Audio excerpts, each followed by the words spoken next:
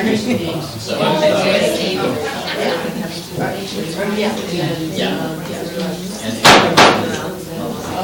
we're going to start the proceedings for the historic resource report now.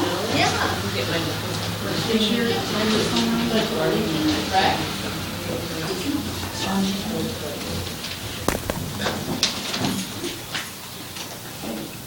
I pledge allegiance to the flag of the United States of America and to the republic for which it stands, one nation, under God, indivisible, with liberty and justice for all. Thank you. Okay. Finally, agenda here. Roll call. Ernest Franco. Here. Darlene Boyd. Here. Scott Field. Absent. John Hopper. Absent. Andy Moore. Here. Is Mr. Fields here this notice that we do this? Yes. Because our last meeting. Put those two in excused absence. And I have to depart at 7:45, so if We there's can any go back.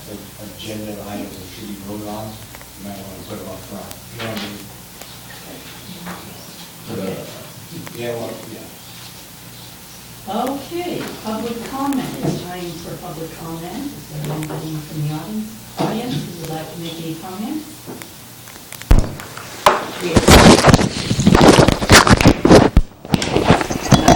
Close public comment. We have informal project review. No. Is that correct? No, we're not many. Okay, then we won't worry about that. Action items, all matters listed on the consent agenda. Let's see, approve affidavit of a posting agenda. We need to do this. I move we approve the affidavit of posting agenda. I'll second it. All those in favor, say aye. Aye. None opposed. The agenda is approved. Public hearing items. Make a use determination for a proposed business at 301 3rd Street in the historic district and recommend to the planning commission. Applicant is Mandisa Snowdy. All right, so this is the same item that was on your agenda last month that you decided to put off to wait for input from the city attorney who wasn't at the last meeting, the results of the marijuana forum, and possibly some insight from the city council. The marijuana forum happened on June 14th. The city attorney is now in attendance, and the city council listened at the meeting and has taken a few steps towards starting their overarching marijuana/cannabis policy for the city by soliciting a proposal from Victor Gomez. But that's going to be a very long process, so that's just getting started right now. So they also had this on their agenda because the applicant didn't want to have her business opening delayed, so we put it on the city council agenda for June 20th. At the meeting, the council decided not to take up the item because they wanted the planning commission to weigh in on it first, in effect giving the applicant two opportunities to have her item heard, and if she doesn't like the first result, then she can appeal it to the city council. So that was kind of the rationale behind kicking it back to you guys and not acting on it at that point. So with the direction that at your next meeting you make a use determination related to her business that she can appeal if she does not like that outcome. Okay. So I can go over this again. I think I was talking to Commissioner Franco ahead of the meeting about what we might want to discuss under Historic Resources Board versus what we might want to discuss under the Planning Commission. And I think you guys might want to discuss that before we launch into this further. The planning commission is the deciding factor, the deciding body. Even when, hey, sorry about that. Even the council recognized the authority of the planning commission because a land use matter is not taken up by the city council, it's taken up by the planning commission. And like Matt said, they appeal our decisions. They don't, because if the council did it, the only appeal is to the courts. If we do it, they get to go one step before that. So, what do we got here? The the Historic Resources Body is not going to make a decision as to what goes on an ordinance. That's, again, Planning Commission. So basically, we could talk about, Nate, what kind of uses we want downtown. But as far as getting into the technical details of use and use permits, I think that is really a matter for the Planning Commission. And it would just dilute it. And the other thing that happens, because we have the same people on two different bodies, if we start having a discussion here, then we have a discussion at the Planning Commission, and something is missed from the discussion here to the Planning Commission meeting, if it is missed and there's a lawsuit, yeah, but we said it down here. You did not say it during the Planning Commission meeting, the record is incomplete, and we got problems. Okay. So my thought is all the discussion of the use permit and the ordinance change, because it's going to take an ordinance amendment sooner or later, should be done at the Planning Commission level. So, Thank you. if I could just add to that, I mean, the reason it's in front of you right now is because it's an application in the historic district. Right. So that discussion should take place. It's a recommendation discussion here. But you can really kind of quickly on the agenda, if you conclude this meeting, you could roll it straight over into hearing this matter again as the Planning Commission. So I would make that recommendation if there's any historical considerations that you talk at them at this point, and then make whatever recommendation to the Planning Commission that you would based on the historicity of the project location. Okay, that sounds reasonable. So do we have anything that we need to discuss historically here? Are we supposed to open for comment at this? Yes. point? Okay, thank Point you. of order. Yes? I have, Could you come up to the dais and identify yourself, please? I have a question. And you are? I'm Rachel. Let's see if I can get this straight. The applicant currently has a business license, correct? That's correct. Is she currently doing business at the Credo Studio? Okay, I feel that is a conflict of interest for the acting chairman because she also has a business at Credo.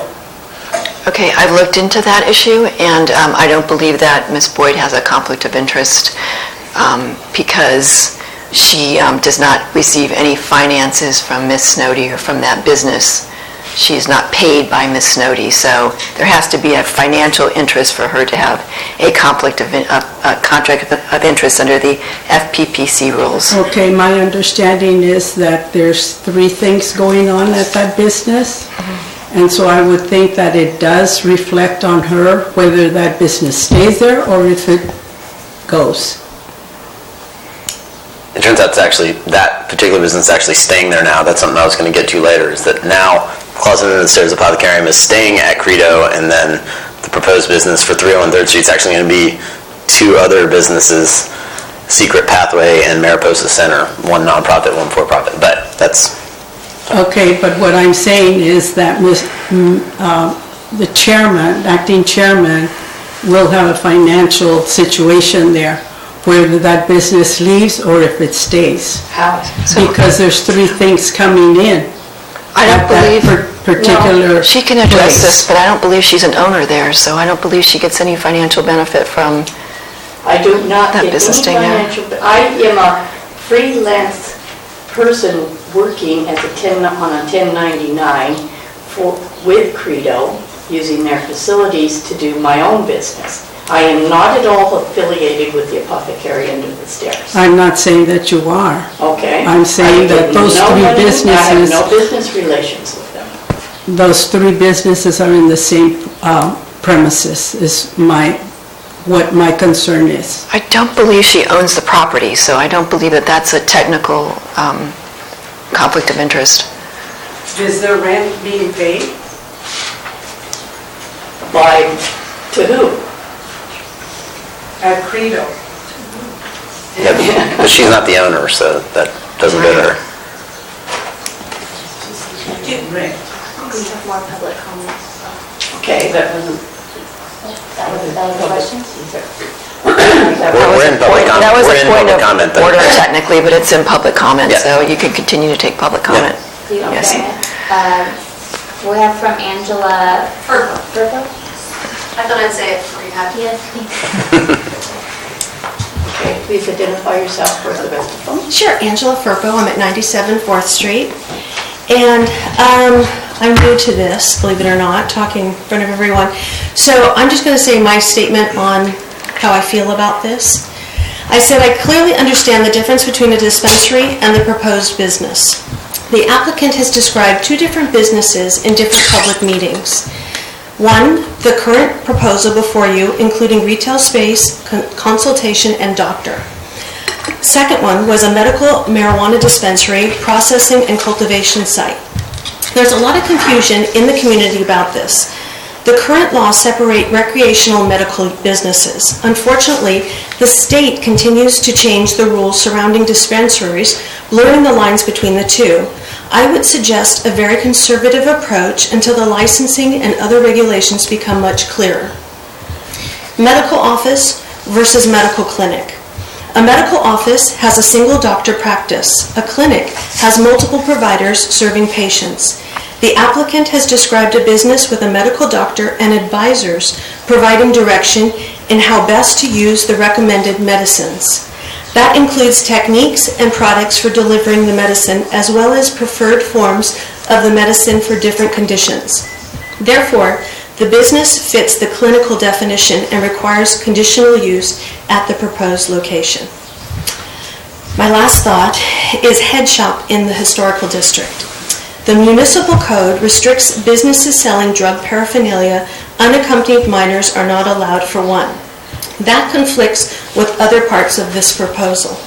The applicant description of products to be offered for sale clearly fit the definition of drug paraphernalia. My question is whether or not you really think a head shop is appropriate in the historical district. I do not. Thank you for your time. Thank you very much. Is there any other public comments? We have one more from Mariana.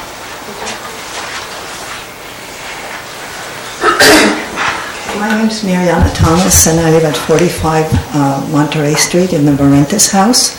So I am I've been for 12 years invested in maintaining a historic property and the surrounding area. I feel that we need to really think about the definition for those 4 historic blocks. They represent us. The mission represents us as a community, and those 4 blocks represent us, and they are the definition of us as a community to everyone that comes here and to people who are interested in historic preservation, period. I am therefore not for, I sympathize with people who have members of their family who use medicinal marijuana, etc., but that's a separate issue. I think this is an inappropriate business in our historic district. And I think it would be very wise for us sometimes maybe to gather and set up a list of what best represents us, what kind of businesses, because we are going through a transition right now. If you look outside or talk to people in other, San Juan is dying, it's not what it used to be. It's up to us to define it. All of you here, and I thank you. Thank you. Is there One more from Cara Vaughn. Thank you, members of the Historic Resources Board. I didn't read the staff report, so I'm not quite sure what kind of business Shame. it would be. I know. What kind of business? Can you just state your name? Cara Vonk, Thank you. 609 3rd. I don't know what kind of business she's asking for approval for. Is it a medical clinic?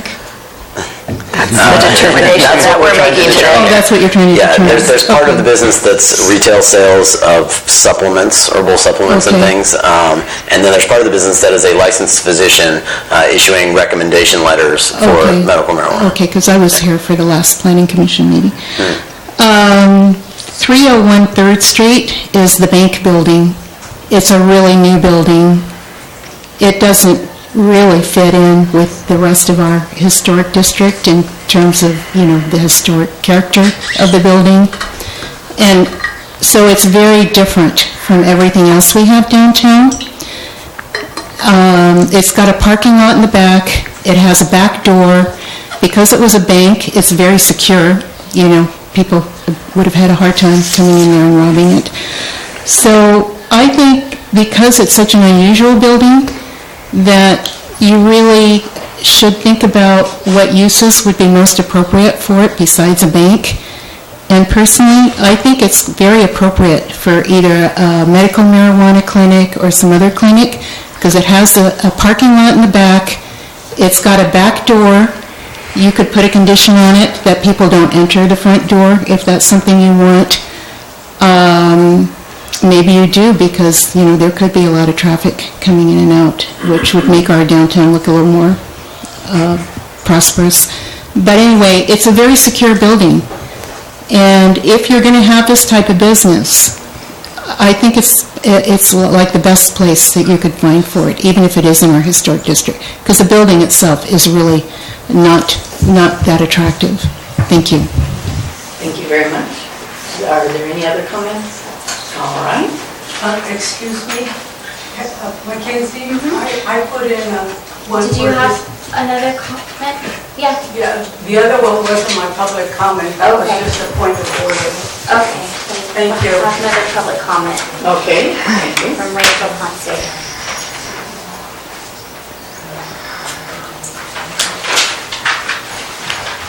Rachel Ponce. It is a very crucial time for you to exercise your right to protect the residents in the town of San Juan Bautista. Surely you are aware of the many residents who have spent time, energy, and effort with no financial gain to preserve the small town and historical atmosphere of San Juan Bautista. You must strive and act to preserve and maintain the integrity of the historical district. Businesses in the historical district must be conducive to our historical and small town atmosphere. It is imperative for the city to use strong discretion in issuing business license. You must be realistic and acknowledge the risk involved with such a medical clinic. The eventual business plan may be a dispensary in the heart of the historical district. As we've observed through Hollister's experiences addressing medical and recreational marijuana use, the uses are complex. San Benito County law enforcement raised their own concerns for monitoring and regulating the sales and cultivation, specifically in the more remote areas of the county. San Benito County Sheriff's Department currently struggles to enforce San Juan Bautista's existing traffic and basic safety concerns. You must recognize the limited capabilities of our small town for oversight and enforcement of conditional use permits. We have lots of trouble with that one. You must be protective in preserving our historical small town atmosphere that is our initial draw for tourism. Also, you must recognize that one of your primary responsibilities as one of the city's government bodies is to ensure the safety of the residents of San Juan Bautista. Protect us all. Do not allow this medical clinic in San Juan Bautista. Thank you. Thank you very much. Are there any others? Yes, there's more. Elia? It's funny, they're going to talk the whole time, and then Andy's going to leave, and they won't get the Hi, decision. Elia Salinas, San Benito County resident. The building that is being proposed, you're aware, is a bank building. It has its own parking. I don't know where they got the information, or people just start talking about and making up their own minds and start adding stories to it, but nowhere has ever been mentioned that any paraphernalia is going to be sold there. And I kind of find it ironic that the integrity is being questioned of the small town, the historical district, and yet for where this business is being proposed, in this small town of San Juan Bautista, I find it ironic that there are almost, I believe, more than 20 ABC licenses and you want to protect the community, and you want to bring this, and I just find it's so ironic. It's okay to have all these businesses with alcohol licenses and family-friendly, and mom and dad come to the pizza parlor, and mom and dad drive there, have a beer, get back in the car, and take their kids home. It's just silly. San Bernardino County is currently addressing an ordinance with medical marijuana, and Hollister has already in the process of actually issuing medical marijuana permits sometime in the first beginning of August. So anyway, I just want you to know it's not a drug-infested building that's going to happen. It's not even going to have she's not proposing anything to any kind of business that is being proposed to have medical marijuana there. It's completely a farce if that's what these people are believing, and I hope that you make a right choice that it's just a business. She wants to start a business, and it has nothing to do with medical marijuana being on the premises. Thank you. Okay, thank you very much. Is there any other comments? Yes, Mindy says. Wait a minute, she's the applicant. Let's hear the public first, and that way you get the benefit. This way you get the benefit of all the comments instead of getting cut off in the middle. Okay, so then we have Richard Larry.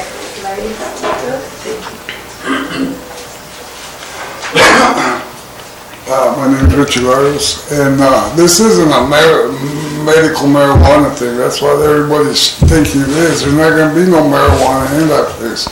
It's a wellness center. And I personally participated in some of the things that are going to be done at this place, and it's helped me a lot. I couldn't hardly walk. Some of the herbs that are there, they're just oils. Some of the things that I've done with the participants that are there have helped me walk. So I mean, and this has nothing to do with drugs or nothing. I'm a drug and alcohol counselor. I work in Soledad State Prison, and I don't do drugs. I don't drink alcohol, and this stuff has actually really helped me. So, I mean, I don't know where these other people are getting out saying it's going to be marijuana sold there. There's nothing to do with marijuana there. And I would suggest, me personally, to have them open because it's helped me, and I know it will help the community. I mean, young people, older people, it's not, I mean, you got the 18th barrel or whatever that, they have music going all night, late at night.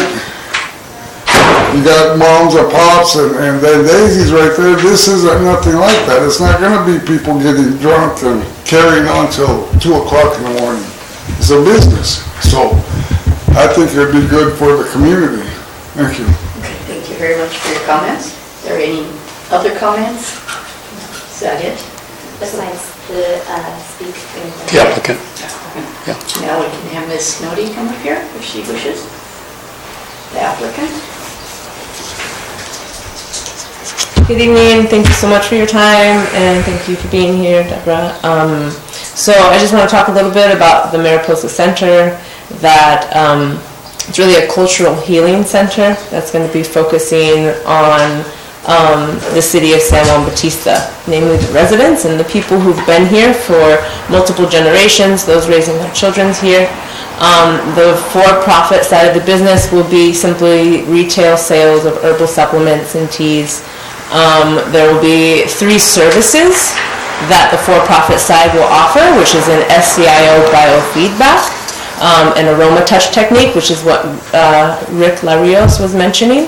It's done with essential oils, and hopefully the recommendation of medical marijuana and also a relationship with a physician that's supportive of alternative healing methods. And then there will be a nonprofit operating out of within the Mariposa Center, and that nonprofit is called The Secret Pathway. And The Secret Pathway is stewarded by a long-term resident in San Juan Bautista who's been here over 60 years, grew up here, and has strong cultural ties to San Juan Bautista, and her family is, living history of San Juan Bautista. The locals here, we add to that historical aspect, and we are, modern day stewards of keeping the city of history. It's our responsibility to really protect the culture that we have. And so in conjunction with my teachers, with a counselor to offer white bison recovery programs which is like a 12-step for Native people, but then also other cultures as well. And we do have relationships with the coordinator at the mission and also the state park in speaking some First Nation history, not only from San Juan Bautista, but from other places in California and the greater United States. So this is really, the intention of the center is to focus on self-healing and to really help build community. The nonprofit side will be hosting community circles, which are, to integrate many different cultures and backgrounds and to build relationship. And there will be restorative justice that will be presenting to San Juan schools. So really it's in the heart of San Juan Bautista because I feel that I feel confident in the ability to steward in a good way the presentation that our town gives to the tourists that come here and people that move here. I've grown up in San Juan, and it matters very much to me that San Juan can thrive and maintain a lineage to where it came from. So as far as being in the historic district and respecting all of the signage and like I've seen this over and over again in San Juan Bautista, so I'm very comfortable in the process of full transparency and getting signs approved and all of this. I know I'm not just going to move forward blindly. It's a community conversation, and I do appreciate all the input from my community because I'm really doing this for them and for the healing of their culture and the blending and unifying of people. So the one thing that I know, this is historical resources, right? Yes. Okay, because I have specific to talk about with the Planning Commission. So as far as the historical resource, myself, not only being raised in San Juan Bautista, but being a Native woman, I'm an embodiment of a historical resource, and it's telling the stories of what it's like to live in San Juan, to grow up in San Juan. Do you remember spots, keeping those names of our ancestors present, because that's important for our children to know where they come from. So I'm giving back to my community, and wanting to be a part of maintaining the historic charm of San Juan Bautista, So thank you. Thank you very much. Okay. Was that the end of the comments then? Okay, we should move on to whether this is an appropriate placement in the building that we're talking about at 301 3rd Street. Is there anything from... Can I clarify a couple things first, Sure, just related to some of the comments? The paraphernalia issue we're going to deal with under the Planning Commission, and it has to do with a chapter of the Municipal Code, Chapter 514, and how that defines paraphernalia. So we'll deal with that one later, because someone brought that up. The confusion, I think, over the proposed business, it comes from people who have followed sort of all of the different, this project and the overarching marijuana policy for San Juan Bautista, because the applicant at some events has expressed a desire to do the vertically integrated micro business, but that business is not the one that's proposed on paper here. So you can forgive the public for confusing these because they've heard her mention different things at different meetings, and so I think some people are blurring those together. And then the other thing is I didn't include it here because it had more to do with the actual dispensaries, and that's not what we're talking about here. But I do have a letter from Val Lopez of the Amamutsan Tribal Council opposing marijuana dispensaries in San Juan Bautista. So if you guys think that's important to the Historic Resources Board decision, I can get a copy of that and include it in the record for everybody. But I just wanted to let you know it was there, but I thought it was more appropriate to the council's discussion. So, yeah. Okay. Okay, so further comments here? I have a comment for the council. If the historical board basically determines one way or the other, let's say it doesn't fit, it doesn't move on to the planning, or what happens? Well, you're just looking at this issue and making a recommendation to the planning commission, which is essentially yourself, so. Well, exactly, so, exactly. So We'll what- pass on it, that's but you my can talk question. about the historical, whether it's historically appropriate right now. But when it comes to the planning commission, that's going to be one factor in many factors that you're going to go to whether you're going to make this be a conditionally permitted use or a principally permitted use. And at that point, you'll have to look at whether it's a takings or, you'll have to take everything into consideration. But right now, you can express your point of view on how you feel it relates to the historicity of the downtown area.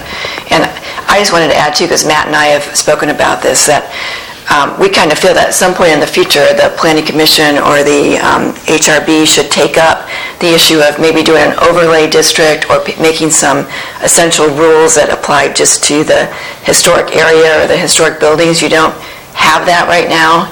And, we would like to see something like that in the future, but that would be in the future. It's not something you can use now. What I'd like to see, it's, what laws are in existence that govern what can be in the historic district, and I believe that the planners have determined that it could be allowed in this area, the use as submitted. Okay, and then I have a question for the applicant. Can you tell me where the nearest business, I guess I'll call it a business, that you're proposing in town is located in, in maybe Monterey County or...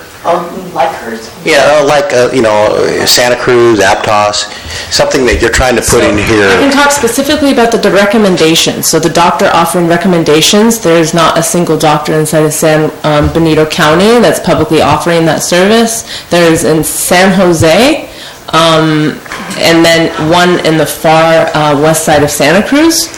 And I think Monterey County might have one. And there's one in Monterey County. But there's... In Monterey County, we're at? Delray Oaks. Okay. I think there's one in the city of Monterey too. I worked on permitting that years ago, so.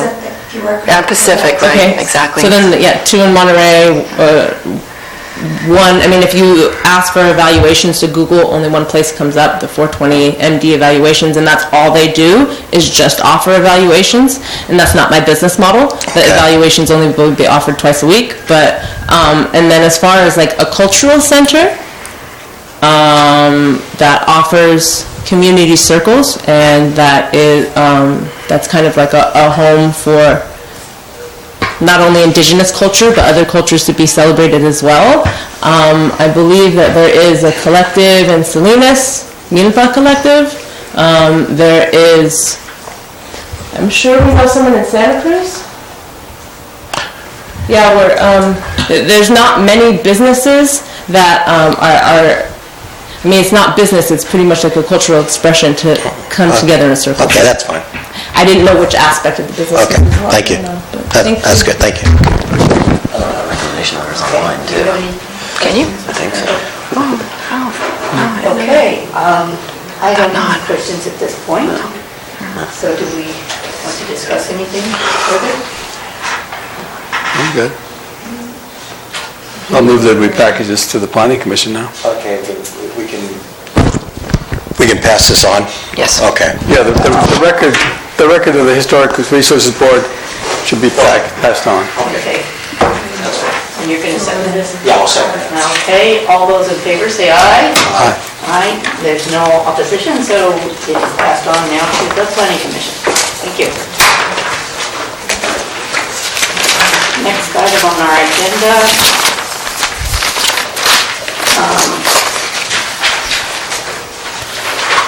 That it? That's I it. think that's That was it. it, but planning commission. No. HRB. HRB. Yeah, I'm sorry, the HRB, thank you. Okay. So we adjourn now? Comments? Comments for, okay. Just anything. Any other comments for the Historic Resources Board out there? None. I mean, None? Andy? Okay.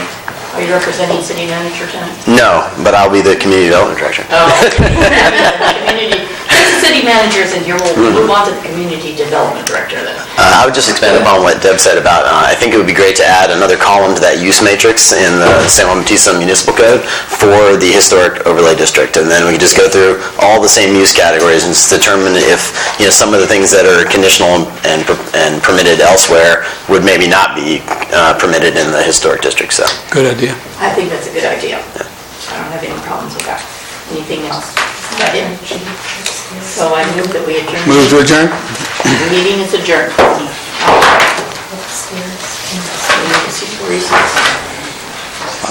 just move on.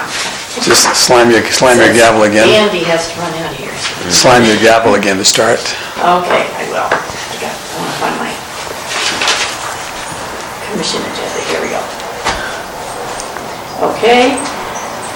Would like to call to order the regular planning commission meeting now. We need to take a roll call, please. Ernest Frankel. Here. Darlene Floyd. Here. Scott Friels, absent. John Hopper, absent. Andy Moore. Here. And two excused for those.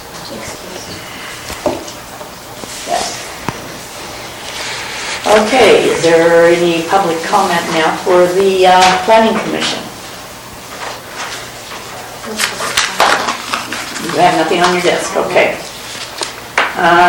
Consent items, we need to approve the affidavit and posting agenda. Does anybody move to?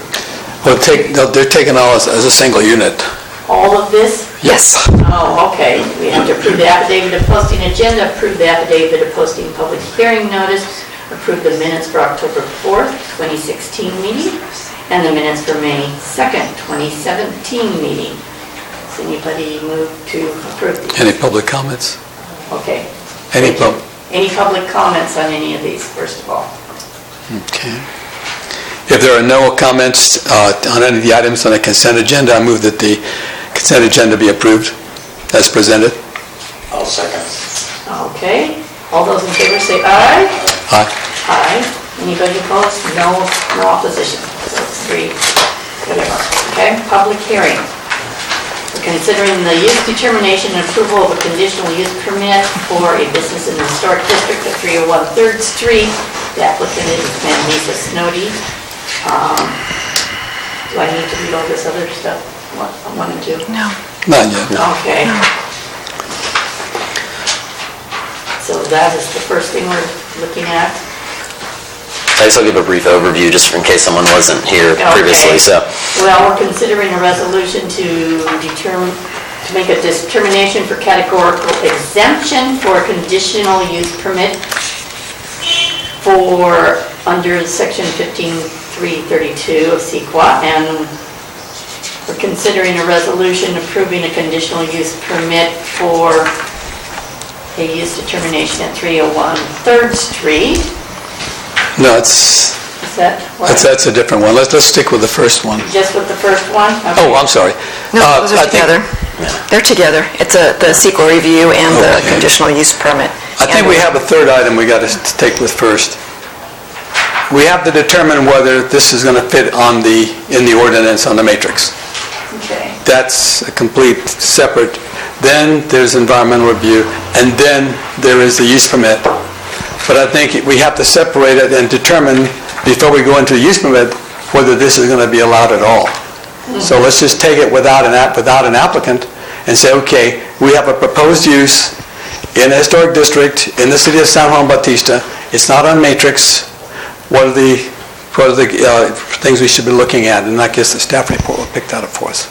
Okay. So I'd actually recommend that you actually, you're going to hear the whole thing, and I agree. I think you should go out to the public for comments, and then first discuss what the use should be, then approve the environmental review, and then approve the permit in the form. So I'll just note that if you determine tonight that this is a non-conditional use, that it's a permitted use, then there's no further action needed. If that's your determination, Matt will go tomorrow and issue approve the use. If you do determine it's conditional use, it's been set up tonight, so it's been noticed, I believe, for the 10-day notice. You can actually make the decision and grant that use permit tonight. If there's a disagreement by the applicant as to your action, then she can appeal that to the city council. Obviously, if she gets her permit, she's probably not going to appeal. So your action could be, somewhat final here tonight, depending on what action you take. But I would recommend that you have brief staff report, ask questions of the staff, and then go out and take the public comment on both issues, then focus on the determination first. Thank you for that advice. Okay. So, staff, go Okay. ahead. I beefed up the staff report. It's now like 7 pages, so I'll try to keep it brief because I know we're on a time schedule here. So the applicant came into City Hall on May 18th, 2017 to renew/update her business license for Closet Under the Stairs Apothecarium. There were 2 parts to the update of her business license. There was a change of address because she was proposing to change from 301 3rd Street, from the Polk Street address for Credo here to the 301 3rd Street address. And then there was a change of use because at her current location, she was doing the retail side with the herbal supplements, but there was no licensed physician. So as city planner, this gave me pause. That kind of is the catalyst to prompt me to look into whether the new proposed use fits in the new location. And there was some question as to whether that was allowed, and I put the basis of why that was allowed in the staff report here if anyone wants to read it. Business licenses allow you to conduct business, but only if that use is approved according to the San Juan Bautista Municipal Code. So that's the gist of it.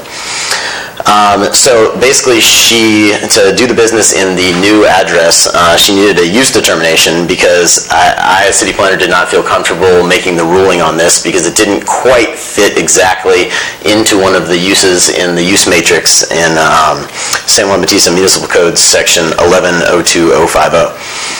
So what I did in the staff report here is I put in, based on her description of the proposed business, what categories it might fit into, and then sort of argued those points in the staff report. So the different categories were drugstores, retail, based on the retail sales of nutritional supplements, personal services, because that sounded pretty vague and like you might be able to fit it in there, medical clinics and laboratories because of the presence of the licensed physician.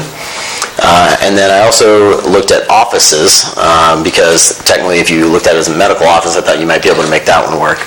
And then there's also the option of a use that's not included in the use matrix because the use matrix is a finite list of items that the Planning Commission and City Council has reviewed, discussed, and decided were conditionally permitted, permitted, or not permitted in all of the different zoning districts. So that list is, by its very nature, finite, and then the list of uses that could be proposed is infinite. So there's always that category of things that just aren't in there yet. So that's one of the things you'll be considering. So what you have been charged with here, both by applicant's request and by now City Council's direction, is to discuss whether or not the proposed business fits under any of those categories, or whether it doesn't, and make a use determination based on findings established during this discussion. City staff, has obviously done a lot of research on all of these different options, and the recommendation from city staff is that the Planning Commission determine that the use be either classified as a medical clinic and laboratory, or as a new one, medical office, which is not in San Juan Bautista Municipal Code, section 1102050. Both of those would require a conditional use permit, and so I, as city staff, mocked up both the resolution for a categorical exemption under CEQA and a potential resolution for a conditional use permit, complete with some conditions. So I think that's probably a good thing. There are a few changes. So now, as opposed to the original application, now Closet Under the Stairs Apothecarium will be staying at the Polk Street address. And as the applicant stated, the new business at 301 3rd Street, exact same description of business basically is what they'll be doing, but it'll be Mariposa Center and Secret Pathway offering those services in a for-profit, non-profit combo. So there's a change here so she's not going to move the apothecarium? No, and really that only deals with business licenses, so you don't need to concern yourself with that. But when you see Closet Under the Stairs in your staff report, just know that that's not actually what it is. Just think of it as the applicant at this point, and then we'll deal with the business licenses on the side after you make the use determination. All right. Okay. So you suggested public comment at this point? Yes. Okay. Do you have any comments? Yes, Rachel Proxy.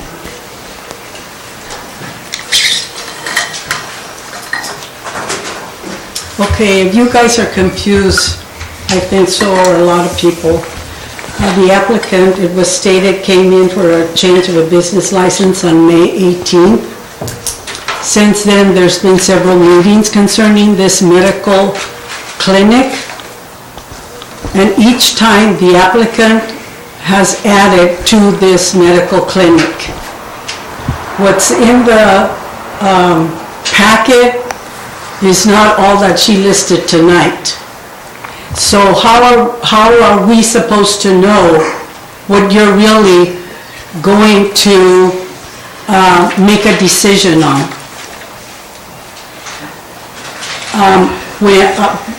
What I recall being mentioned for this medical clinic was the doctor that would be advising or consult, whatever. And there would be massage, there would be supplements, and now there's all this other stuff, this group, support group and stuff. So I think that you really have to give us the opportunity to really understand what you're going to be deciding on, because right now it's all over the place.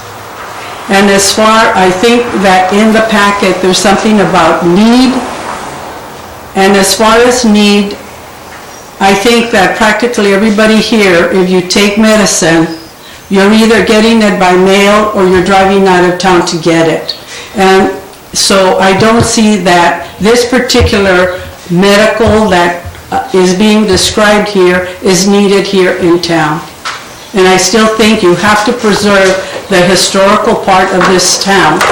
That's very important. That's what draws tourists into town. That's what we've all worked for in trying to promote. And we have to be very careful about what people come here to see and experience. Thank you. Okay. Other public comments? Yeah, Kara Bonk. Thank you. Cara Bonk, 609 3rd Street. In listening to the applicant, it sounds like she's going to set up a wellness center. And, you know, Tai Chi classes are being given upstairs, up above Mom and Pop's. No, Daisy's. Is that a personal service? Is that medical? Yoga classes are being given in the Native Daughters Historic Adobe. You know, from what she has described, you know, she's going to have classes that make people feel better, and without the marijuana aspect of it. The doctor will make referrals, and as I've mentioned to you before, I do have a medical marijuana card. I've been to places where you meet with the doctor, you know, they review your medical condition, and they will give you a referral. But there's nothing on site at the place where the doctor makes these referrals. There is no marijuana. You have to go to some other place, to a dispensary. And, you know, there was some discussion about protecting the safety of residents. I've also been to the dispensaries, and they're very well run, and there are no safety issues from what I've seen. So, I don't know, it sounds like a wellness center. Again, I'm in favor of it. I think the location is perfect because it's a really ugly building, and we can do something positive there. You know, having support groups, the herbs, and all that kind of stuff. To me, it's a personal service. Maybe there's some medical component to it, but I don't know what kind of business license you give to people who have Tai Chi classes and yoga classes and that kind of thing. Is that a personal service? Is that a, you know, a wellness kind of thing? Or is it recreational? Yes. Okay, well, anyway, you know how I feel about it. Thank you. Thank you very much. Are there any other comments? Yes, Angela Pico.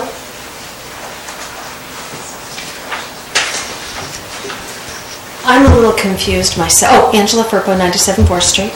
I'm a little confused myself because I've tried to stay on top of this and it seems to evolve. It's changing every time. So I'm a little confused because at first it was something different and we're beyond that. Now I put number 3 because I'm confused.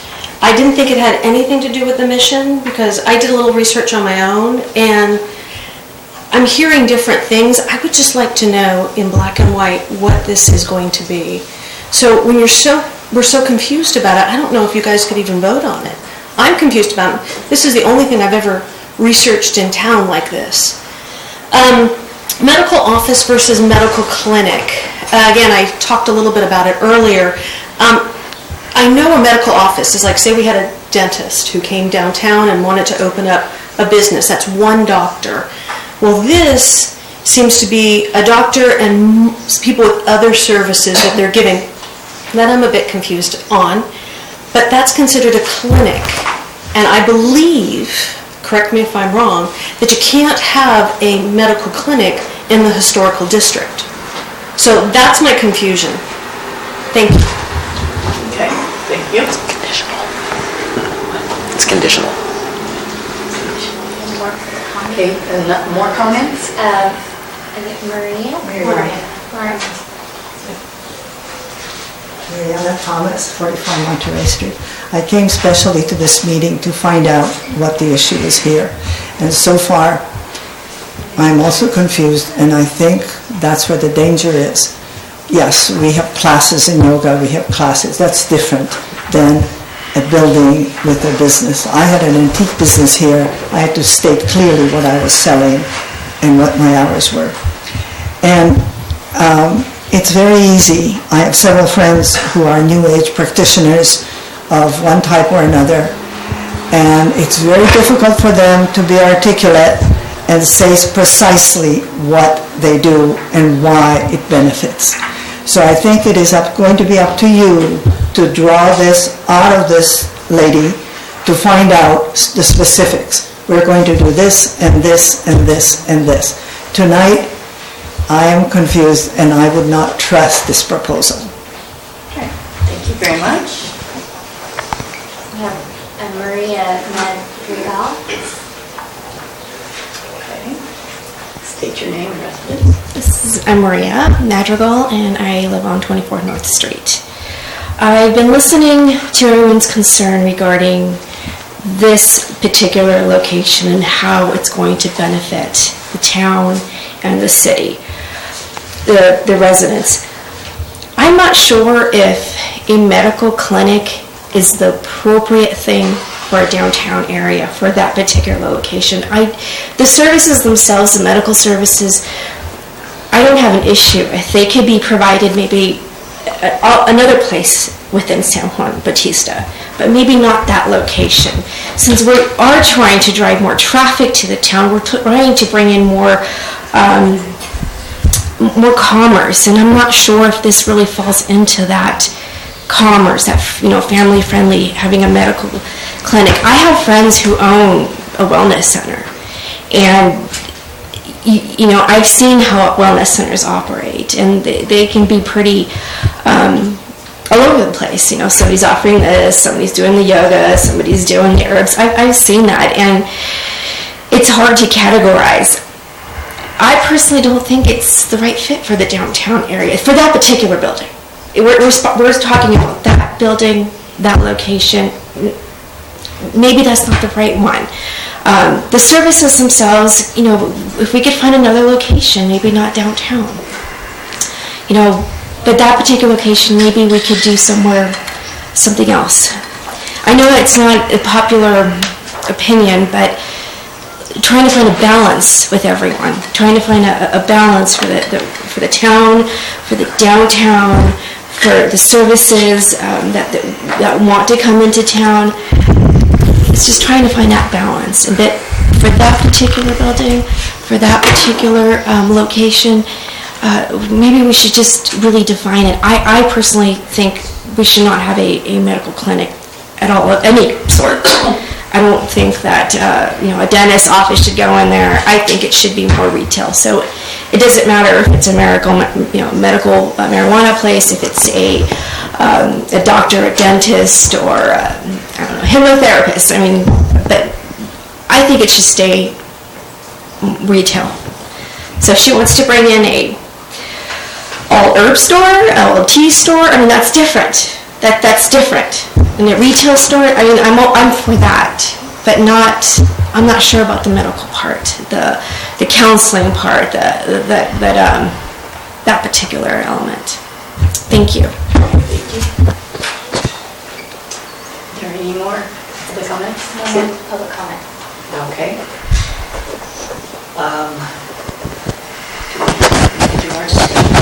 I guess if no one else wants to say something. Does anybody else want to say anything else? Of the applicant would like to step forward?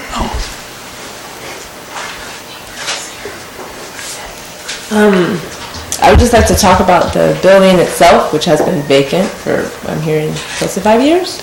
And I remember as a kid, it was a bank, and there's multiple banks that have come in and left, and it's been, there was a for sale sign that was up for a really, really long time. And so putting anything in that building is going to be in addition to the commerce or the, like bringing people in, I guess you call that a draw. The other thing is that doing events, doing wellness events and doing Indigenous Day events is part of that. And also, Matt, I gave a copy of the business plans, which are in black and white. Do you have those?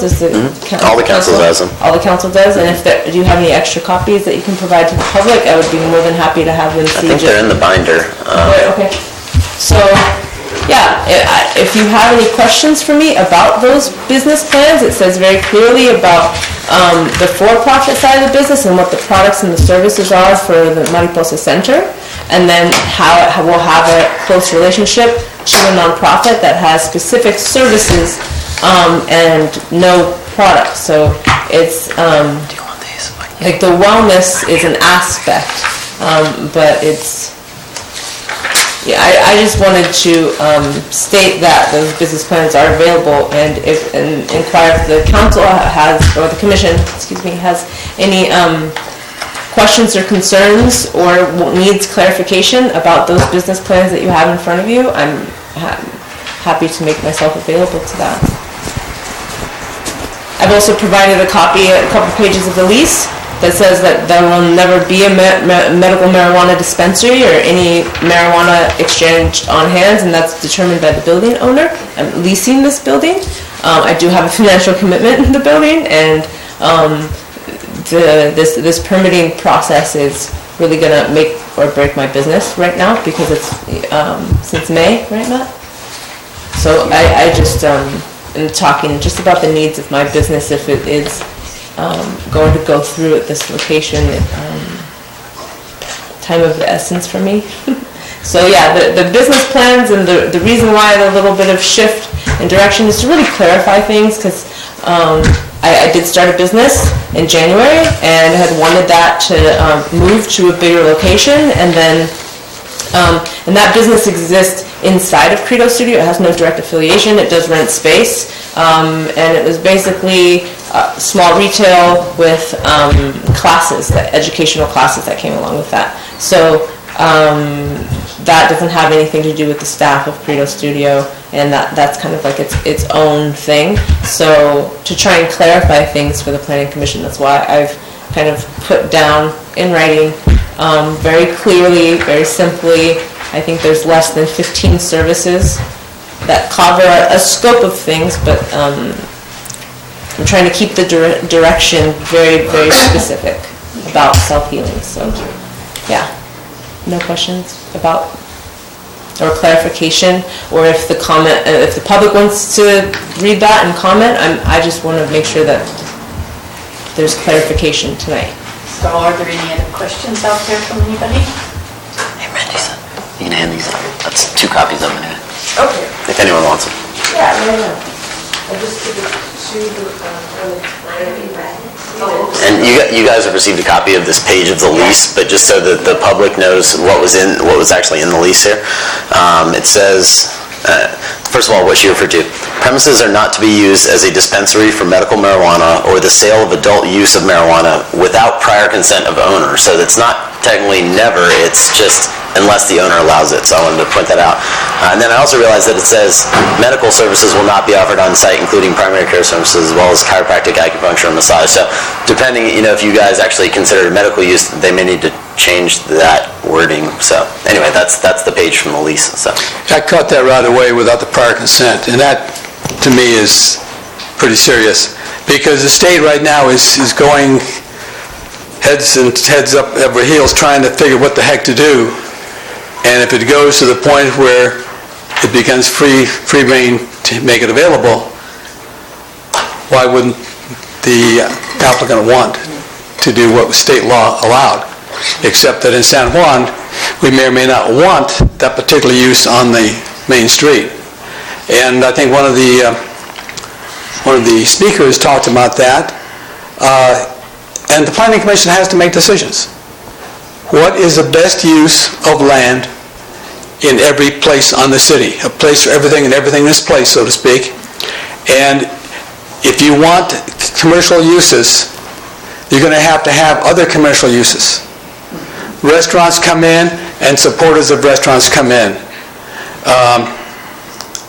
You want to have things that are going to draw. I saw one case where they wanted to put a church in the middle of the downtown shopping center. Wait a minute, you can put churches throughout the districts. But once you get a use in there that's only used on weekends and nights, that ties up your commercial expansion. And my thought here is, this one doesn't seem like it's going to be bringing in the kind of commercial uses that we want to have in San Juan Bautista. It's like a shopping center. You have what's called anchor tenants.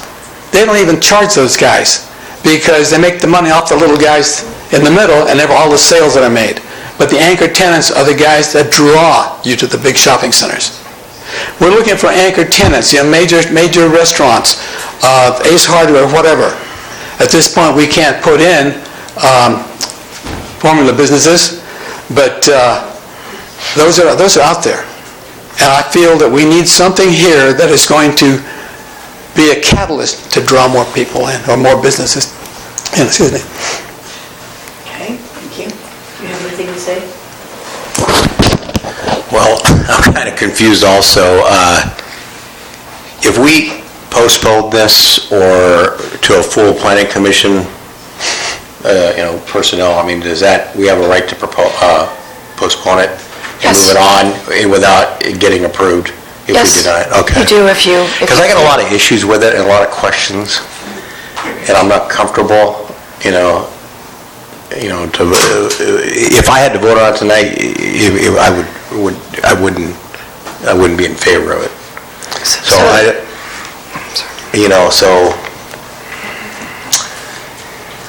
Can I interject one thing here? Yeah, go ahead. He brought up a good point. We had a subdivision approved because state said you approve it within 50 days, it was automatically approved. Do we have any time limits regarding this application? That's why I didn't want to have a use permit come in before we had a finding of what was allowed. Because I don't want to lose. So this isn't a map issue, so there's no real rule as to when you have to make your decision on a use permit. You can put it over for several meetings if you have genuine issues. If you're just trying to delay her, there would be some issues potentially down the line. I think that this project actually has moved really quickly for a small town when an application was made at the end of May, and it went to you last meeting, then Planning Commission a couple weeks ago, now it's back to you again. I don't really feel that we're delaying her on purpose, so I guess I feel you could delay it. You could take it over the next meeting to hear all the Planning Commission.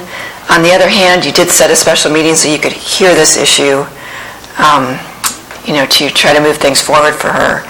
And I would also say that in the things that you're supposed to talk about tonight, your first issue in front of you is not whether you want the use or not, but what is the use. So you might want to start a discussion about that, just in a good faith effort to start narrowing it down, because it gives the public and it gives the applicant both an idea of what they're shooting at.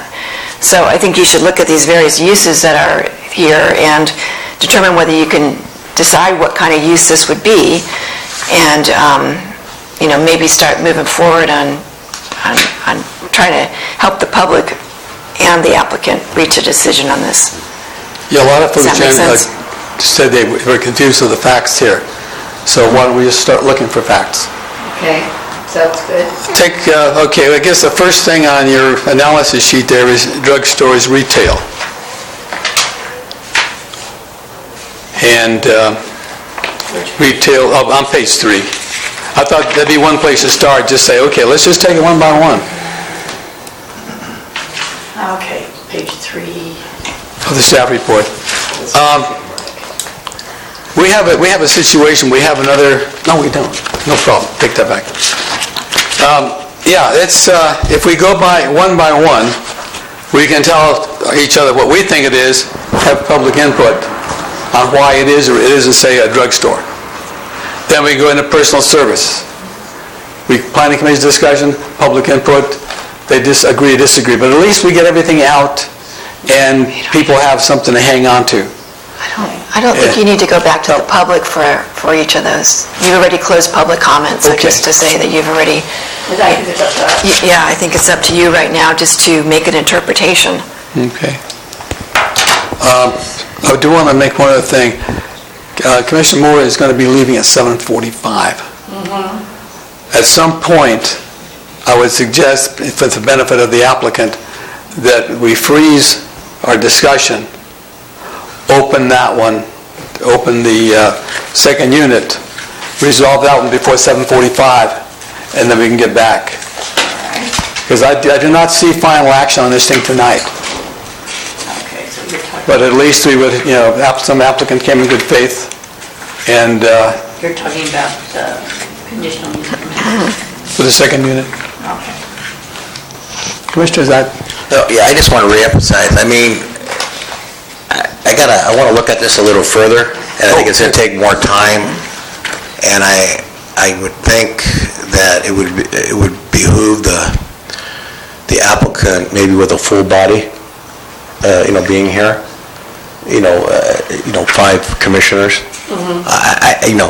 That's a good point. No, I just think I think it helps that applicant out, and I really want to look at this, and if they don't mind waiting. Well, it's not reminding us until we resolve it. I know I am somewhat confused. You're in good company. So that's how I feel. No, I concur that this is a big item, and it's in the shadow of a much larger issue, and we don't know what the state's going to do in the end, and then we got the federal government on top of that.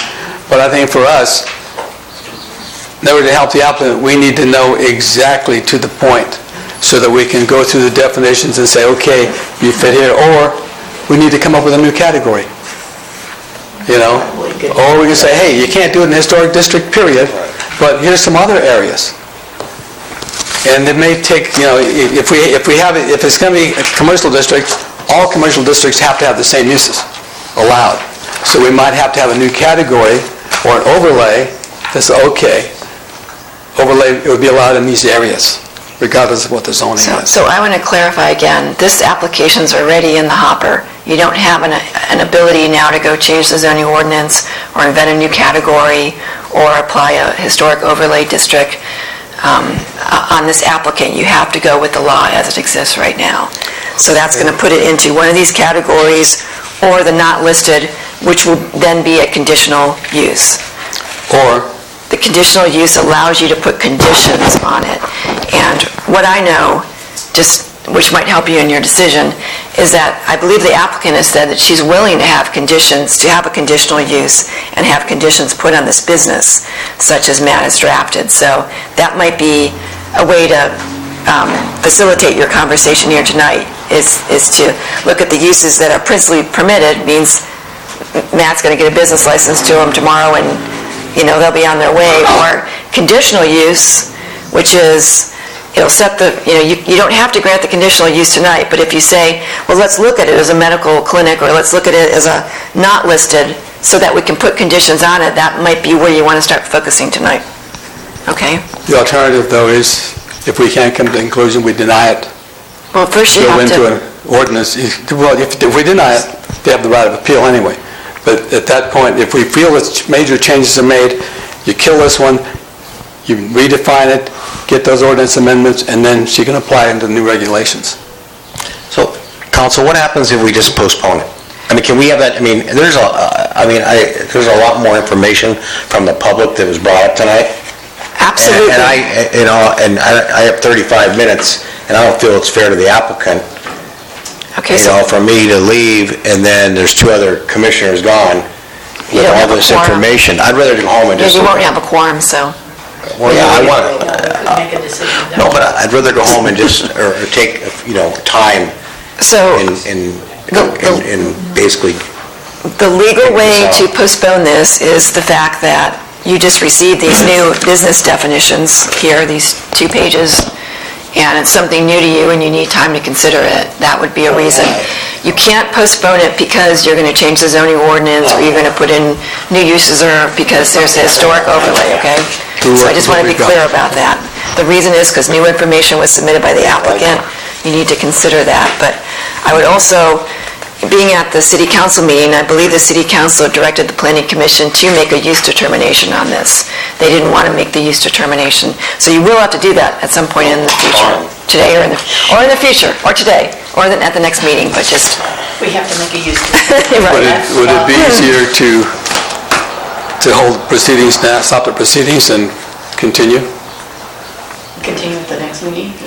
Okay, if we could be talking here for another 35 minutes with a quorum, but if we can look at it now, we feel that we're not going to get any place with it, we could continue it to a time and place specific, and then that would allow everybody to work with the new information we got from the public, their feelings, and work with the stuff we got from staff, go over the stuff presented by the applicant, and bring it back. Otherwise, I mean, what will we gain by keep talking right now? I'd like to postpone it or just continue it and to the next meeting. I would say 60 days, and you'll have 5 people at the meeting. No, it's 30 days. They'll only have 4 people at the meeting. Well, it's going to be less than 30 days, Bob. No, the next meeting. The next meeting, you'll have 4 people. Oh, you mean 4 Commissioners, yeah. And you want to wait? Well, that's I'll go with the will of the commission. You're just saying we're going to have 4 at the next meeting, but we'll have 5 5 in September. the following meeting. That's what you're looking at, okay. Okay, so we don't want to discuss whether we're going to determine the use of this tonight? Is what both of you are... I propose that we continue it for 30 days, the next meeting, we'll have 4 commissioners. We'll have 4 commissioners. Yeah, and then we can basically, go over what we have, what was handed to us tonight, and what was, take public input that we took. We took a lot, there's a lot of feelings. Yeah, I just, For the historic district, for the use of the property, the use at that location specifically. I mean, if this use is proposed on a side street or a different location, we probably wouldn't have the comments and concerns that we have because of where it is being proposed. Well, I see some of this, though, as arguing as to whether we're going to determine whether it's a drugstore, retail drugstore, personal services, or medical clinics and laboratories. And I don't see why we can't come to some agreement on that part of it. We can start talking about it. I personally think it comes under personal services. There's no, outside of reading records and making recommendations, there's no medical actions that are taking place. She's selling supplements. It's a wellness center, like a lot of other places. It's a cultural center in parts of it. It could in some ways provide a focus for this town, and I don't see anything non-historical about plant derivatives. I mean, these have been used for centuries, and many medications are made from plant derivatives. but she's not really selling medication, she's selling supplements. And what is the difference really between taxing these alternative health products versus any other products that we tax? Are the kinds of things that I am concerned about. But I do not see this as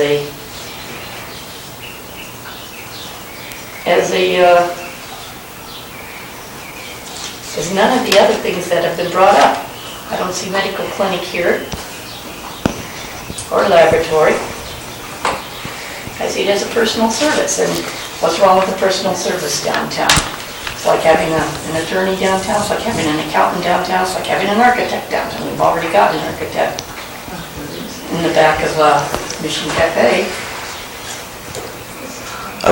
She said the medical provider will be the bread and butter of the business and will make or break it. So the make or break part of her business is the licensed physician on hand, seeing patients and issuing recommendation letters.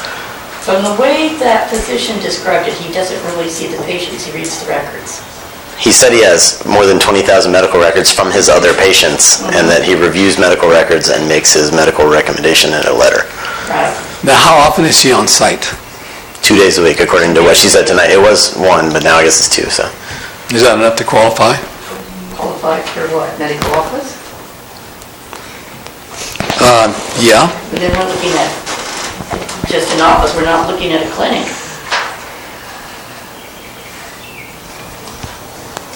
I don't see that as a clinic, Okay. because I know what happens in clinics, I go to them now. Okay. So you see it as a personal service? Yes, I do.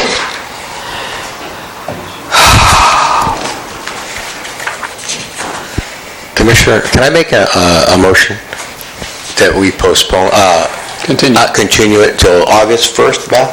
Yes, August 1st. Yeah, I'd like to make a motion, if I can get a second, I'd like to continue this. I'll second the motion. And then, All those in favor? Aye. No? Okay, the motion is carried, 2-1. Can I just clarify that you've already closed public comment on this, so you don't have to reopen public comment, but you may want to. But public comment is closed on this issue, so when it comes back to the Planning Commission, it's going to come back with... It's going to be up to us. Right. At the next meeting, there's no public comment unless you specially ask for it. Okay. Thank you very much. Do they need to do what you said about stating why they're continuing it based on new information or whatnot? I think you can say that. That makes a clearer record if you want to. but you can put in the notes, the documents that were received at meeting time to review. Okay. And the public comment that was brought forward.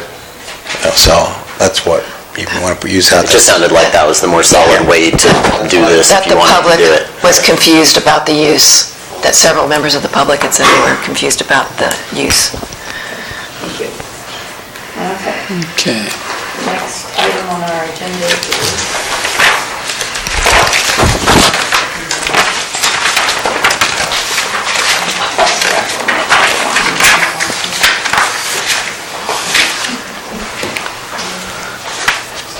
So item 5B is a secondary dwelling unit permit at 609 3rd Street. Applicant Cara Bonk and Irving Begley. Thank you. This is a house in an R1 low-density residential zone. It's a historic front house on the property. According to SEQA, it's exempt under an infill development project.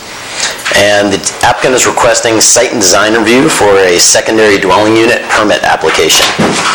The applicant is proposing a 385 square foot secondary dwelling unit on the rear portion of her 32 foot by 212 foot lot. It's a very long, skinny lot, which actually lends itself pretty well to this type of setup because the secondary unit is blocked from view from the main unit and is not visible from the public right-of-way. It's also in a situation based on the layout of the site that's going to preserve the trees. There's a very large madrone, and then what's the tree right in front of a bay tree right in front of the proposed unit, and they've designed it in a way that preserves those trees. Thank you. So let's see. I just wanted to give a little overview too of what falls under the category of a secondary dwelling unit here in San Juan Bautista. It's defined as an attached or detached residential dwelling unit that provides complete independent living facilities for one or more persons. It shall include permanent provisions for living, sleeping, eating, cooking, and sanitation on the same parcel as the single-family dwelling is situated. It shall be of minimum size required for health and safety. This actually came up when we were reviewing the plans. The main bedroom on the first draft of the plans wasn't quite big enough, and so Roger, the building inspector, advised them that it needed to be about a foot bigger, so that they went back and rearranged the plans to make sure that it complies with the size requirements. We also went over all of the requirements for secondary dwelling units. The code has a list of, I believe, 6 requirements where if you comply with all of them, the city can issue a permit without doing a conditional use permit for this. Yeah, it's a secondary dwelling unit rather than a conditional use permit. And it satisfied all of those requirements. So now it's up to the Planning Commission to review the site and design for this unit. All the plans are attached. There are a few conditions of approval that staff wanted to attach to this secondary dwelling unit permit to make sure that it complies and remains in compliance with the code. Those 4 things are maintaining clear and maintain a 57-foot by 8'3" driveway space between the front house and 607 3rd Street to allow for 3 cars to be simultaneously tandem parked on the site. Part of this is that it's a non-compliant house and that there's no covered parking. It's a historical house, so covered parking wasn't required at the time it was built. So we had to make sure that this complies with the parking requirements for the main house and the additional car for the secondary unit. So that's where condition 1 comes from. Condition 2, the applicant must install a 6-inch thick concrete apron between the sidewalk and curb and gutter to ensure safe and reliable access for vehicular traffic to use the driveway. Right now there's a gap and it's dirt in between the roadway and the sidewalk, and we want to make sure that if 3 cars are pulling in and out of there that it's safe and accessible. Number 3 is the applicant must provide proof that they will be allowed to tie into the sewer lateral to 4th Street that runs across the neighboring property.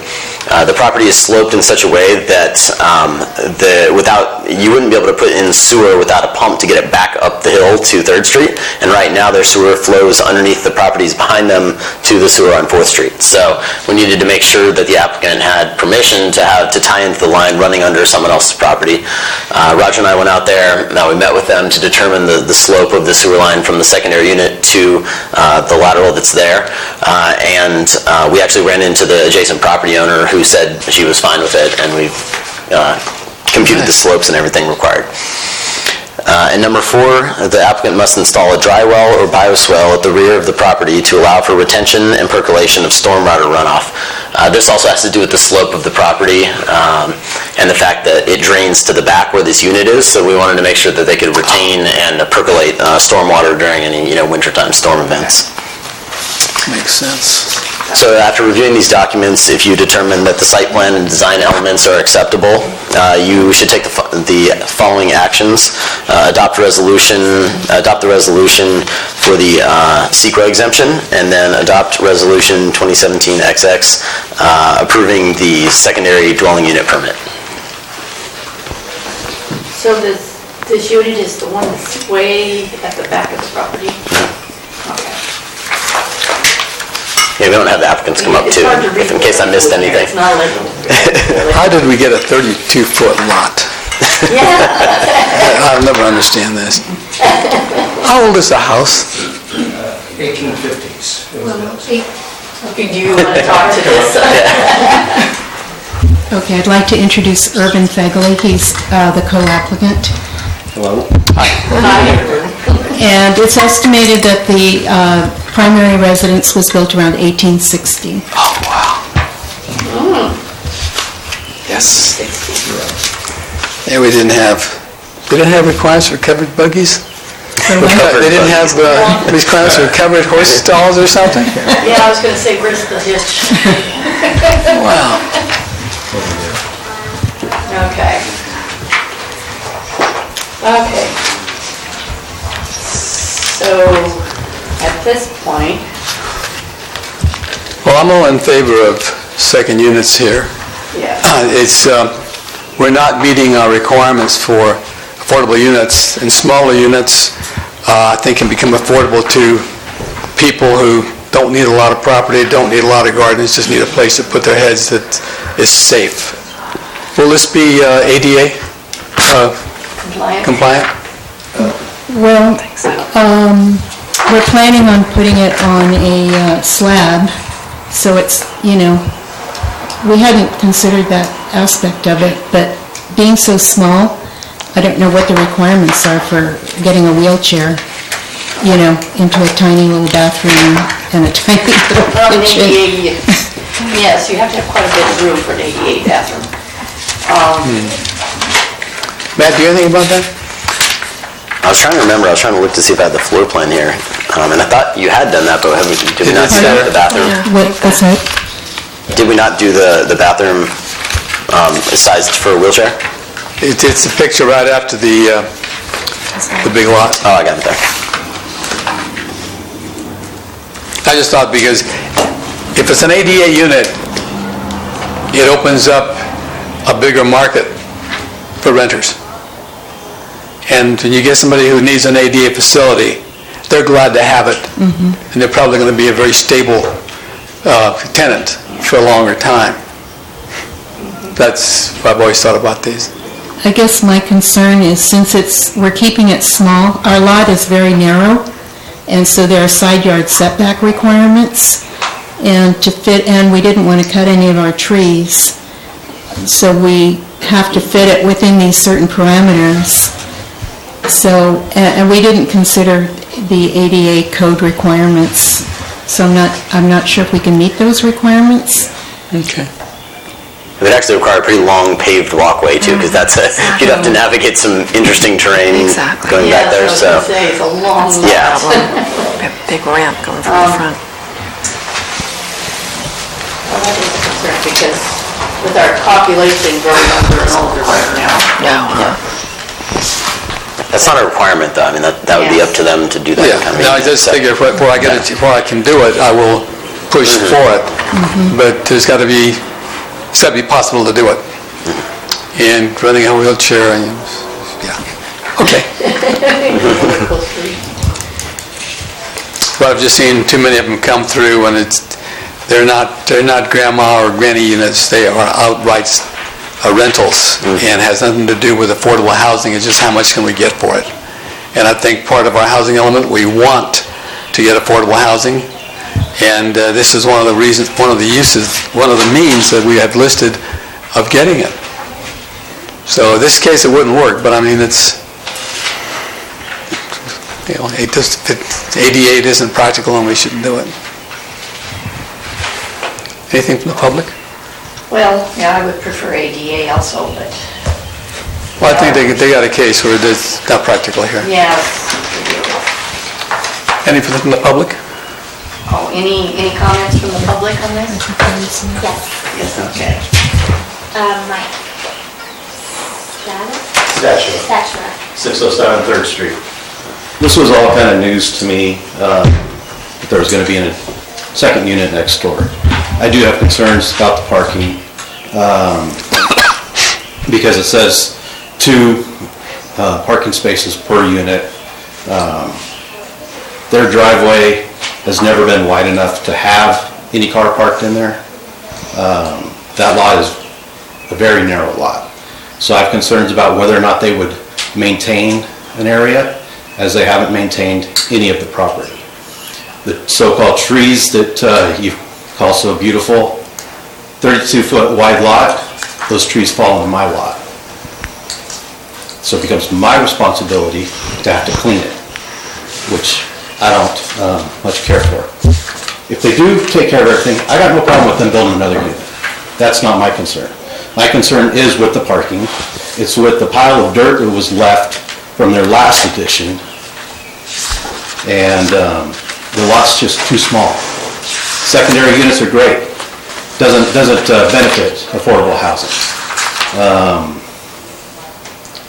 It's just, there hasn't been a maintenance of that yard for the last 13 years that I've lived next door. It's been a very hazard. I don't know if any of it's been cleaned up. You walked back there. I don't know that you'd want to stay back there for very long. So it is my concern that the parking is maintained. Fire hydrant out there, there's not enough red paint around it. There's not even really enough room in front of there for even one parking spot. So if there's not room for that one parking spot, that driveway needs to be another 20 foot longer for a fourth car. When they did their original addition, remodel on the house, they should have been made to have had put in a carport or something, and that didn't happen. So I do have concerns that the proper things won't be addressed. Thank you. Thank you very much. Any other comments?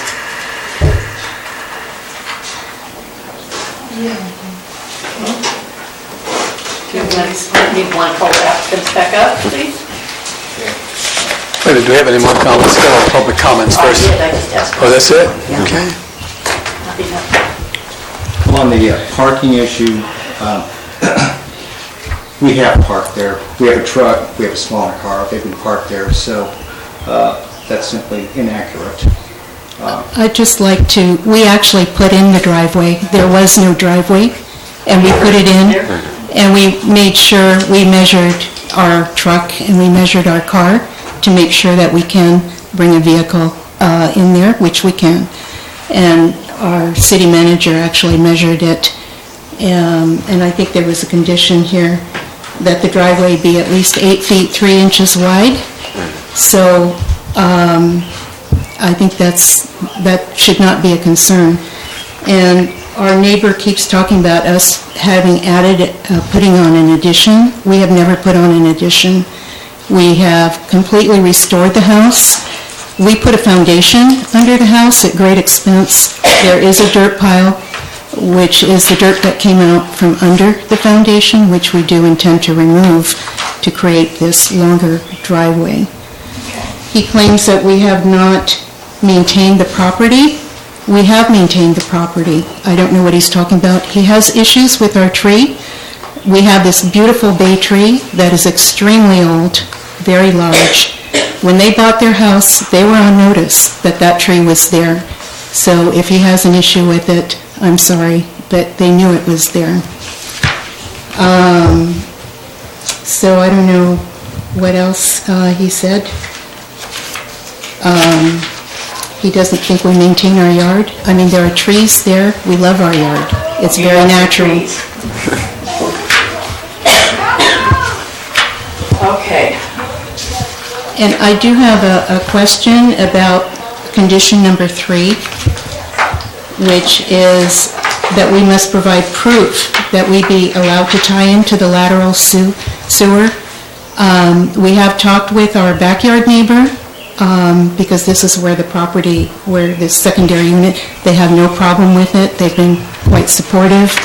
And so we do need to tie into the sewer that's a little bit on their property, in the very back of their property, and they indicated that they did not have a problem with that. So I don't know what kind of proof. I'm a little concerned with the word proof. Yes. But maybe we could say the applicant must be able to tie into the I think we just wanted a signed letter from the woman that we spoke with, Rosemary, I believe, stating what she already told us, but so we have it on paper. Okay. Should this be a deed restriction? Because, no? A deed restriction showing that party A has the right of way over party B to get to the drain. An easement thing, right? Do they usually do easements? Well, Well, sewer easement, but there's already a line there, so you don't need a...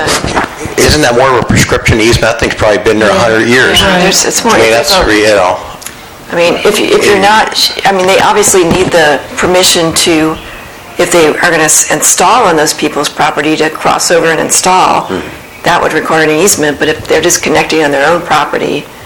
No, it does connect on the neighbor's property. Yeah, like that's a little Okay, bit. well, then you'd need their permission, I mean, but that's, I think, what Matt's They just asking have for. it recorded. Well, So there's no question. I don't want to, we took a look at Civil Code 1001, I think it is, and we could actually exercise eminent domain rights to tie in, so I think we have some legal rights, but... But before you go into that, why don't we do the good neighbor thing and just say, hey... Agree to it. And if everybody agrees to it, they put it in writing, it's recorded, and that way, if you ever sell the property, somebody knows where their sewer line is, and they have the right to be there. With you on the wording, just to make sure it's With the wooden? Can I work with you on the wording? Just to make Sure, it's on? sure. Okay. So I'll work with the city attorney, draft the letter, and then we'll get her to sign it. Yeah. Okay, thank you. Any other concerns? No, but if you have questions, we'll be happy to try to address them. Okay, are there any other questions from anyone? Not from the public. Well, I've heard his comments, so. Okay, Matt? Do you have a question? Yeah, Matt, hey, there is 8 feet 3 inches for a driveway? Yeah, reservation. Okay. They are going to have to remove a large bush shrub there that is pretty much leaning over the majority of the driveway there, but that was the reason for, condition 1 in keeping that clear, is that we knew that, you really wouldn't be able to get 3 right now. You'd have to get rid of that and, maintain it so that you can't get those cars in there, so. And the other is number 2. I don't know if it's a waste of money for them to put that driveway in, because that street's a mess. And I've been, even on the council, I was after the city with the revenue to fix 3rd Street. And I know Roger wants to put in a sewer, not a sewer line, a storm drain, I think across the street. I mean, that's fine, but I hate to have it ripped out, and I'd like to see the city, if they have the revenue, that's our main thoroughfare, and if you have a rattle in your car, you want to drive down that street. It's a joke, but I mean, if they're good with it, I'm fine with, putting that driveway in. I mean, this won't extend out in the street, and the curb and gutter is in decent condition there. They're just basically filling in a gap. So, I mean, it's probably 2 feet by 6 feet or something like that. Well, basically, you're protecting the city's interest in the right-of-way. Because as the cars come by, it keeps eating away at the street, the pavement, the asphalt. And next thing you know, you have a bigger dirt pile. Yes. One is for pedestrian safety too. I mean, the more you drive over that, the deeper it would get, and there'd be a pretty big fall off between the sidewalk and that right there if you don't fill it in. So I think that was the rationale behind that. Okay, I have no further question. Okay.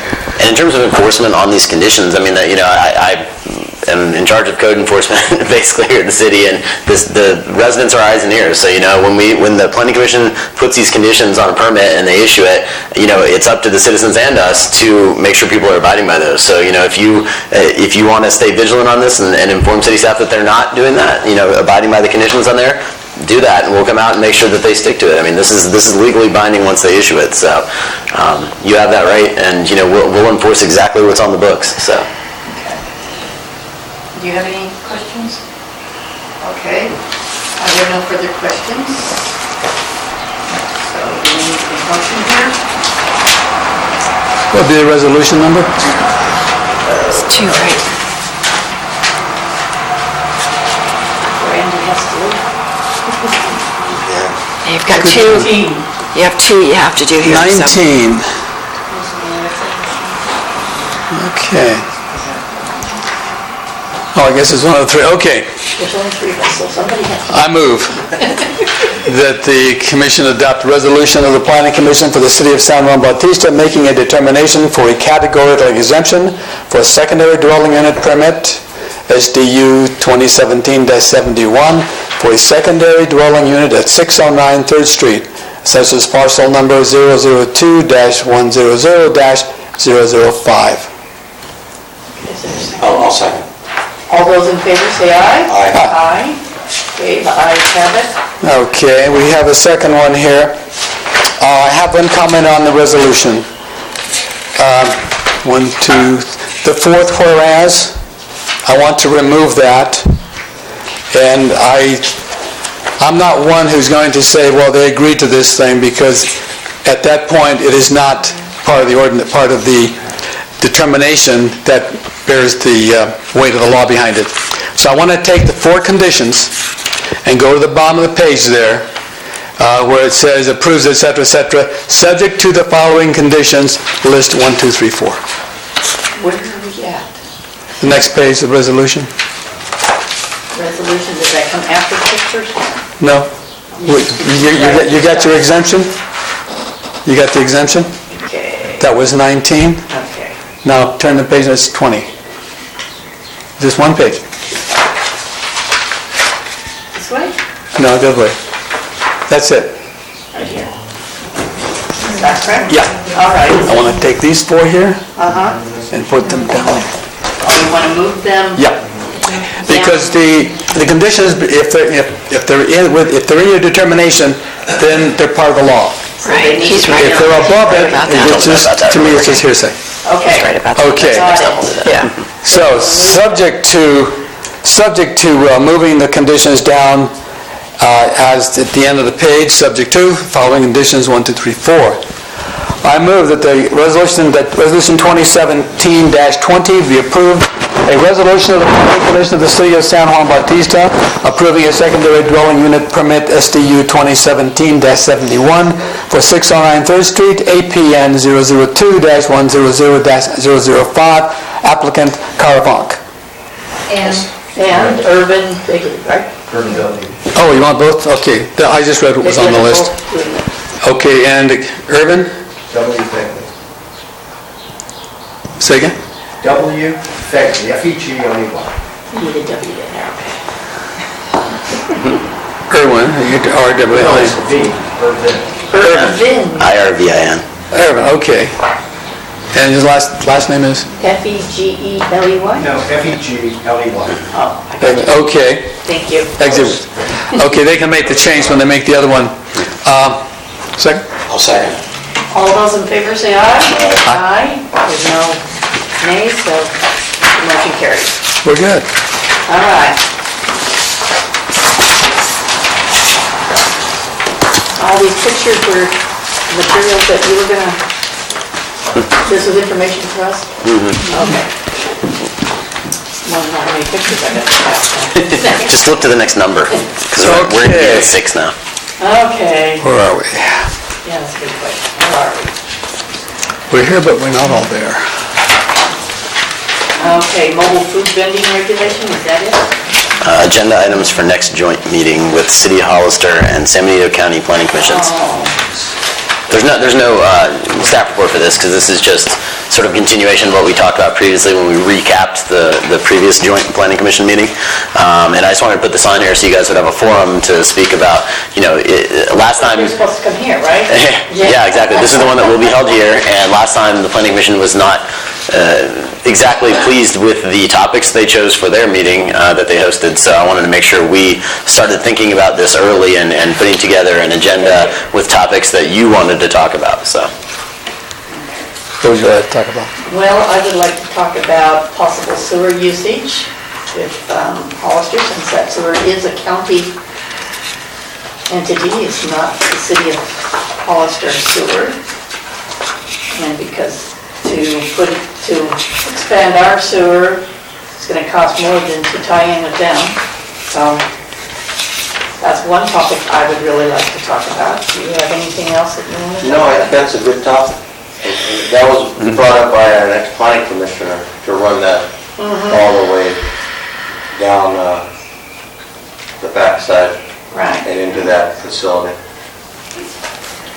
So, Okay. did you have anything that you wanted to add? I submitted to Matt housing.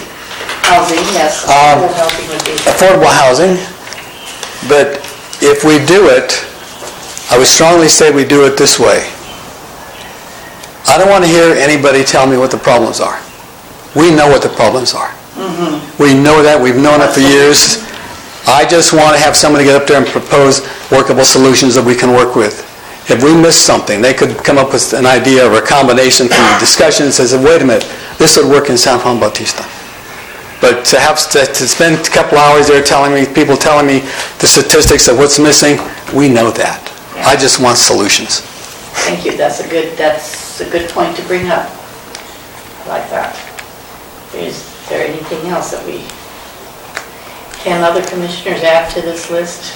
Oh, yeah. This is going to be a running thing, I think, so. Okay, good. Because I was going to say, I'd like to get some more minds there thinking about this. I would say maybe also to include the marijuana, obviously, because all three entities are dealing with this on some level, so. Okay. So Yes, Just a possibility. you actually have a lack of quorum now, so you can either adjourn the meeting or you can continue it as just a discussion without it being binding on future planning commissions. Okay. Oh, we got a few minutes, we can... I want to ask you, I think some people might be here for one of those items, and so it might be interesting to Yeah. hear, even if it's just discussion, just to... We can't if they take made a any trip, action, but we yeah. wouldn't have taken any action anyway. So we just call ourselves a committee of the whole and Okay, we're a committee now. committee of the remainder. Did they adjourn first, or did they just say, first discuss? Well, you're adjourned right now because you have a lack of quorum, so. So we're adjourned, all right. Should I use the gavel? Log that in, the commissioner, he left. Go ahead, go for it. Log in that he left, and that killed the meeting. At 7:45.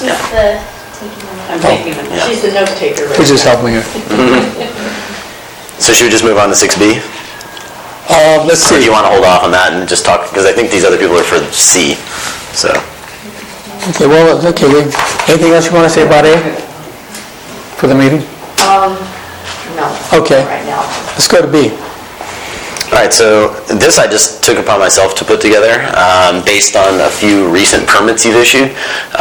The topic of mobile food vending, aka food trucks, has come up several times in relation to local businesses, especially ones that focus more on alcohol than food. And I realized through searching through the municipal code that we don't have anything related to mobile food vending. So I wanted to give the Planning Commission the opportunity to give me some direction if you'd like to have me put together an ordinance or something for the code related to mobile food vending. I've already collected all the regulations from the county regarding public health. The city attorney has forwarded me a great example ordinance from the city of Auburn that we could mimic ours after, and I think it would give a little clarity to some of these businesses that are exploring the idea of having food trucks. I think it's something we ought to regulate because I think it's getting to be more and more prevalent. When you have big conferences of trucks in a big parking lot, all these trucks are around, they're only there because there's business to be had. So with that brings in traffic congestion, other problems, health department, etc. But I remember reading in Salinas that you'd have a truck roll up, they open the back, out comes tables, chairs, everything else, and they put them right on the sidewalk in front of another restaurant, another business. Yes, I was going to say that's a direct competition too with our restaurants. And we regulate our guys pretty tight for licenses and what they can and can't do in their business buildings, and here's somebody outside just doing what they want, blocking them off, in fact. The one thing about putting those tables out is that if you're blocking handicapped access, you got another problem. Yes, that's true. You can't really legally put tables on the public right away. Oh, they did. That was it. You can't do it, but you know, I just wanted to add, if you look at the other cities that have looked at these mobile vending regulations, well, first of all, you can only put time, place, manner restrictions on them. They're allowed by law. That's one thing to consider. And the second thing is they've been a big can of worms in these other cities when they've had them, because all the restaurants come in, the mobile trucks come in, and it leaks into multiple meetings. So this will be a time commitment. You should know that it will be a time commitment because there'll be more than one meeting. It becomes quite quite fiery in the cities when they're brought up, when this is brought up. Wow. Even with the barbecue trucks. It's very fiery. No. I'll just stand downwind from these guys. Yeah. Outside of our rib cook-off. I do have a question for City Attorney. I believe the Auburn one focuses almost entirely on things in public right-of-way. Is there anything regarding private, like say the 18th Barrel and their food trucks that pull in on their patio? Is that just regulated through conditional use permits? Or? Correct. Okay. Thank you, ladies. Okay. Anything else? No, I think it's a good topic, and I think it's very timely. Yes. So you'd like me to bring this back at the next Yeah. full meeting for discussion, and then we'll go from there? Okay. Because I think you got to make... Now, you said they're allowed by law. Yes. Oh, so you can't Well, tell us because about it? it's a parking of a vehicle, so you can't, it's the Parking. Interstate Commerce Clause that allows you to be able to drive through and park, right? Hey, we give them tickets for overtime parking. 20 minutes all the way down the side. No, I've patronized a couple of them, and I cannot say anything less than best about the quality of the food, the ones I was into. But I do see problems. This one, it was a big, somebody's wedding party, and the truck was in the driveway completely off the street, and I mean, the line, the people just couldn't get enough of the product. Here, do we want to allow them like on the street? We could time them, or we could say, fine, if you're off the property, if you're on private property, like, you know, the 18th barrel, we might have to have a different say on that. I know one thing we do have to check into with that came up recently was a food truck was there operating, I believe they said they were out of Watsonville, so we need to make sure that these food trucks from out of town have business licenses. So In town. Yeah, like a San Juan Bautista business license for the business they're doing here. Okay.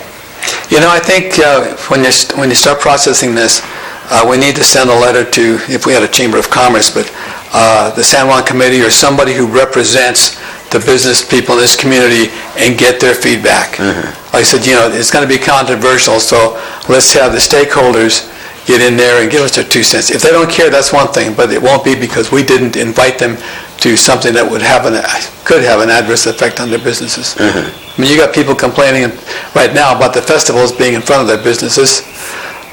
Yes. So I can only imagine what they're going to say with a truck.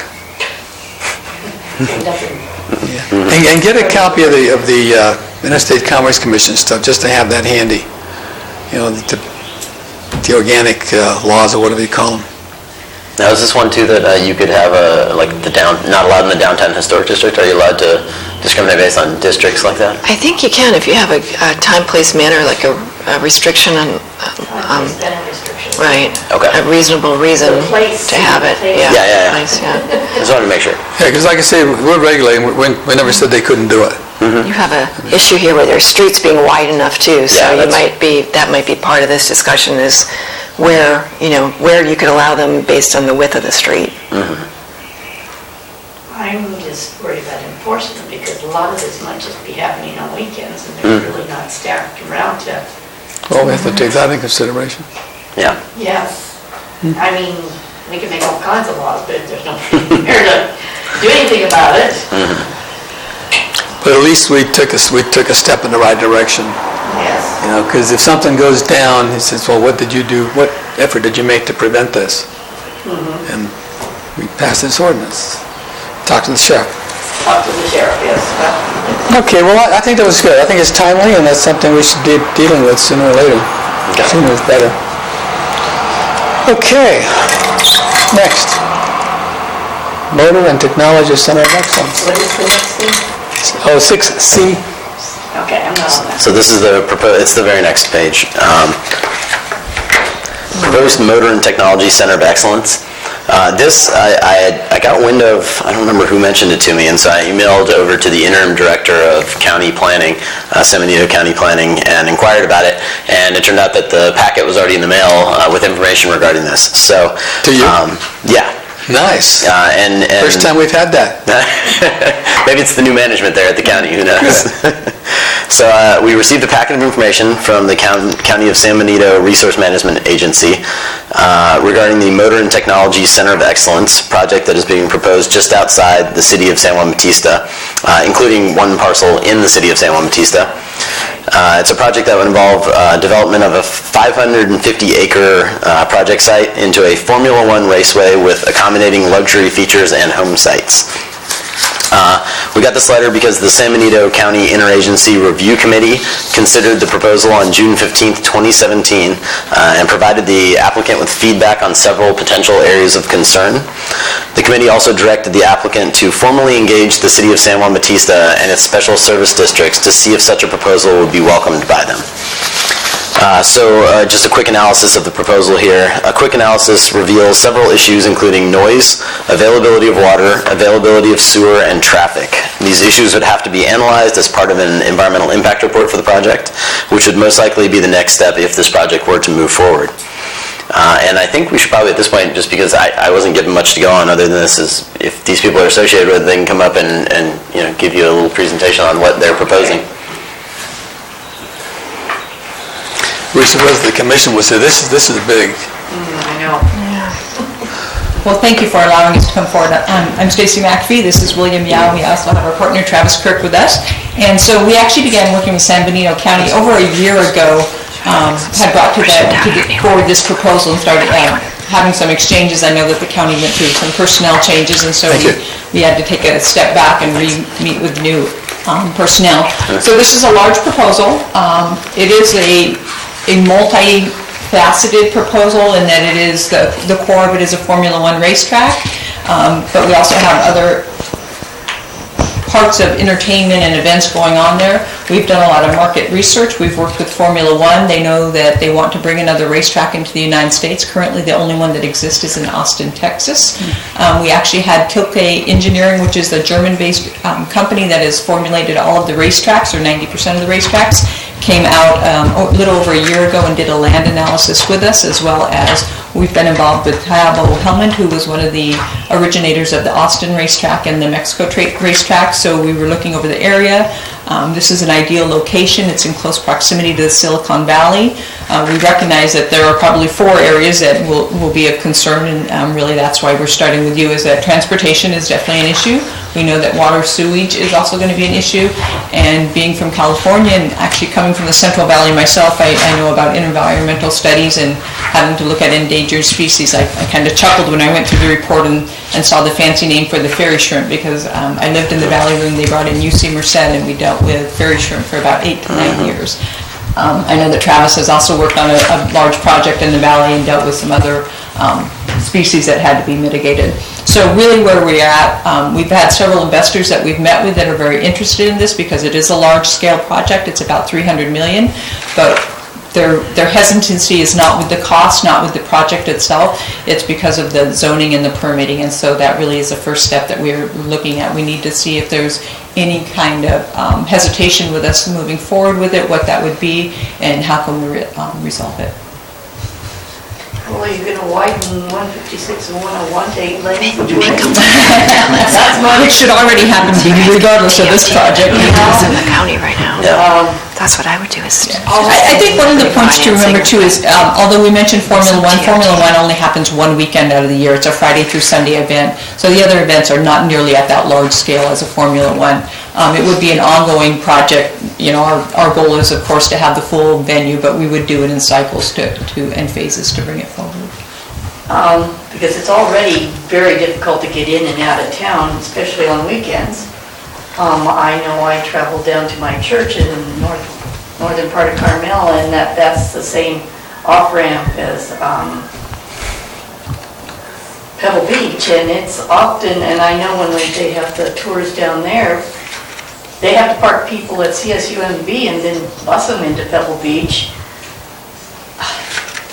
And every weekend right now, 101 is nothing but gridlock.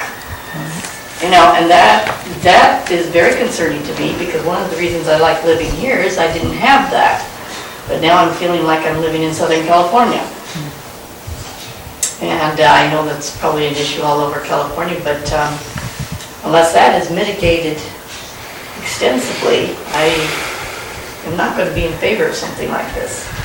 And we know that the project, as the current roadways are, would not be able to work, and so that is one of the areas that, you know, if we can get some kind of an indication that there's entertainment of even looking at us moving forward with the permit, we would engage in the next conversations.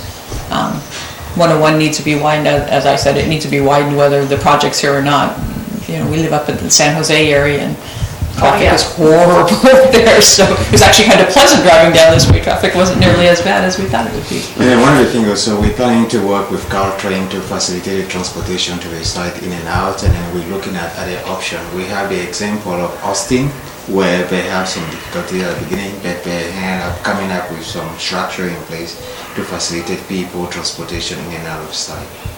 In and out of the site, so they park someplace else and off-site, and then they shuttle them in. Some carpooling, showering system, and other things to make that happen. I'd like to see all that, but it's interesting that you're talking about Caltrain moving down here. Throughout your presentation that was submitted to us, everything has to do with luxury housing, luxury convention center, and condos, etc. and even the statement that there's a lot of need for very high upper income folks, they need some love too. Well, we have been struggling trying to find affordable housing in our city and keeping it, and we're not finding it. Everything being built is being built at market rate. And the other thing too is that, how many units do you plan to put up there, condos? It would be a small condo. It would probably be 25 to 40 is our estimate. Oh, okay, I thought it'd be a lot more than that. Just a very small. You will have a significant impact on the culture of San Juan Bautista. Are you planning to annex to the city?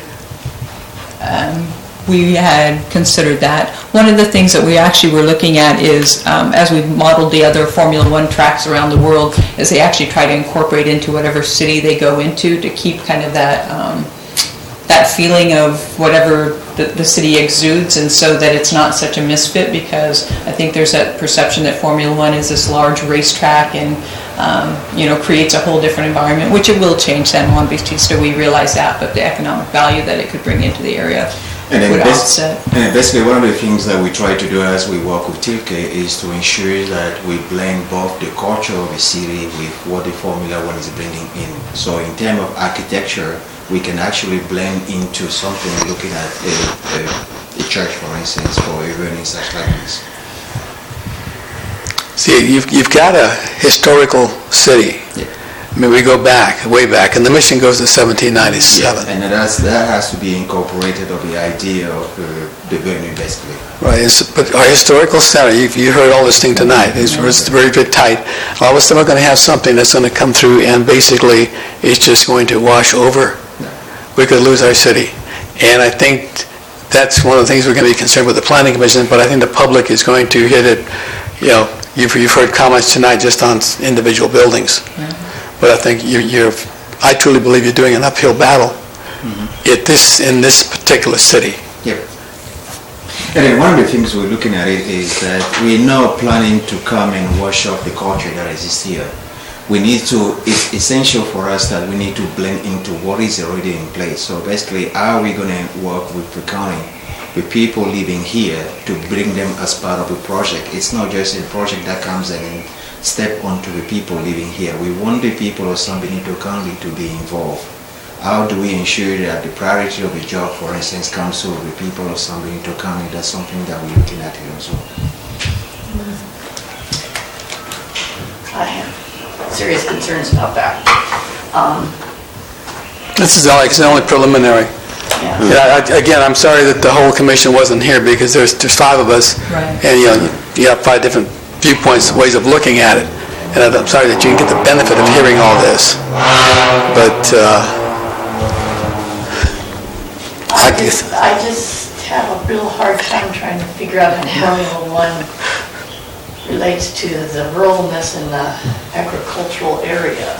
And that I know they somehow must get around it in Europe, but I just don't know. San Jose grew and grew and grew. What's happening here is you can put at least 3 San Juans in that 550 acres. And that's an issue. We cannot even drink our water right now. I don't know if you're aware of that. We cannot drink our water, and this project will just put more straws into the aquifer. So that would be a bigger problem. And that, I'm sure the city is not going to buy that, the citizens. Even if you were to divest yourself of any parcels in the city, the fact that you're next door to us gives us more than just a right for a cursory look at it. But you will be doing a major environmental impact report, and I concur with all the different categories that are involved with this thing. And I don't know that you can resolve all of them, but I do see it as an uphill battle. Just because you got a small city, and almost like a Monte Vista Airport District, it's a city unto itself. And I can see this getting big enough to be an island, almost self-sustaining. Okay. Any further I said we appreciate, your input's important, and we realize that. We also, it's a beautiful area, and that was one of the appealing parts for the Formula One, is to bring it into an area where they can kind of blend in and give a unique view, because I don't know how familiar you are with Formula One. I wasn't really that familiar when I first started, but some of the tracks are in beautiful areas, and it attracts a lot of international people coming into the area. So there is a payoff to bringing it in there, but it's a change of environment from what is here. I lived in the vicinity of Monterey Peninsula Airport under the approach area, and my daughter is in the sound track of the Laguna Seca, and I've been out there many times when Laguna Seca's been going, and I used to document. I had a decibel meter in my house documenting noise levels, so I'm very, very aware of noise and very concerned about it. And I think the folks here in this town, like I said, 1797 on, didn't include high-powered engines. And that would be an important part, and we did share that when Tilcay came out to originally look at the land, because when they formulate the track and they can look at the environment, where's the best layout for the track that it could perhaps reduce some of the... Because basically, depending how you lay out the track or you lay out the venue, you can condense the noise within the property itself and then allow less of expansion of the noise outside. And then elevation also is a factor in terms of, like when you look at San Juan Bautista, the city is lower compared to the line actually of the property that we're targeting. So the noise might probably be traveling above the city than actually here in the city. So we're looking at all these aspects. We're looking at studies from and then issues encountered in Austin also to make sure that we don't have the same problem here. And the problems there were what? They manage basically to work through the problems, and then they have the same. If you look at Austin, the track was built in the county of, do you remember the county? Travis County, which is a small county, a small city actually outside Austin, and then they had a similar problem until they tried to solve the problem, which is why we're partnering with a person who have brought the Formula One race in Austin and make sure that we evaluate all these issues before. Highway 156 is a busy highway now. Yeah. In 4th of July, you might get 50,000 motorcycles in Hollister. Yeah. Half of them got to go on 156. I back up to this, and the noise level is intense, and I'm behind a sound wall.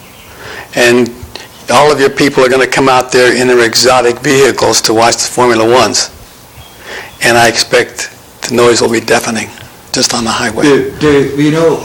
Based on the studies, I don't have the numbers with me now, but I think that's something that we should definitely bring up at some point. The noise level, the highest peak recorded in Austin was around 70 during the Formula One event. I'm sorry. I'm referring to. The speed? It was 70, around 70 decibel. That's the. I thought you were talking about speed. So they're much faster and than then that. compared to so we're looking at all these aspects. It's not. And I think also in consideration, we mentioned the Formula One because that would certainly be one of the highest focal points of the project and the event center, but it is a one-weekend event. The rest of the time would be other local type events could be going on, there auto shows. So the noise level, that would be the one weekend that it's probably at its highest level. And one of the things that we're looking at, Silicon Valley is expanding. Whether we like it or not, today Morgan here, for instance, house prices is increasing, and it looks like the more it's saturated up there, people are moving down here, and in San Benito County is going to be affected also by that. So the city of San Juan Bautista is going to grow, right? And that's going to happen maybe in the next 5 to 10 years. So, and we're looking at the economic aspect also that we're bringing into accounting. And those activities that we're planning to have year-round runnings will probably generate sufficient revenue to the county also, and then to help in the development of our community basically, because we are part of the community. Another thing is the job aspect of it. I mean, how do we increase or reduce the employment rate, for instance, by bringing available, jobs that we can create in an area like San Juan Bautista is something also that we take into consideration. One big point that matters to everyone here is the green aspect of the project. We know we really bidding on having a venue that will be energy saving, solar panel. How can we ensure that we use as much as we can of the energy in solar panel on a venue and then save energy as opposed to using traditional method?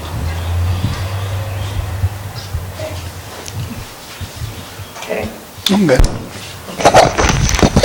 thank you. All right, thank you. We appreciate you. We can put that on as a discussion item for the next meeting, Yeah, so the full continue, council yeah. can hear it, so that'll be August 1st. Okay, thank Hey, you. pick up some more feelings. I can share one of these with you. Go. I think she wants to keep it though. I was gonna give it to Roger. Maria, please. I know. How do you get all mine? I'll share it with you, yeah.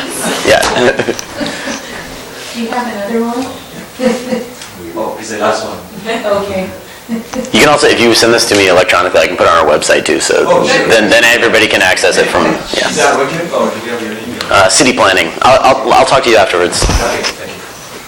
Okay, Okay, I guess that's it. that's it? Okay, good. Plans and reports. Anything else? We don't have a meeting. Yeah, we're off the agenda now, so We're off the agenda, we already adjourned. wanted to get them there. We had this discussion on the agenda, otherwise we couldn't even have done this.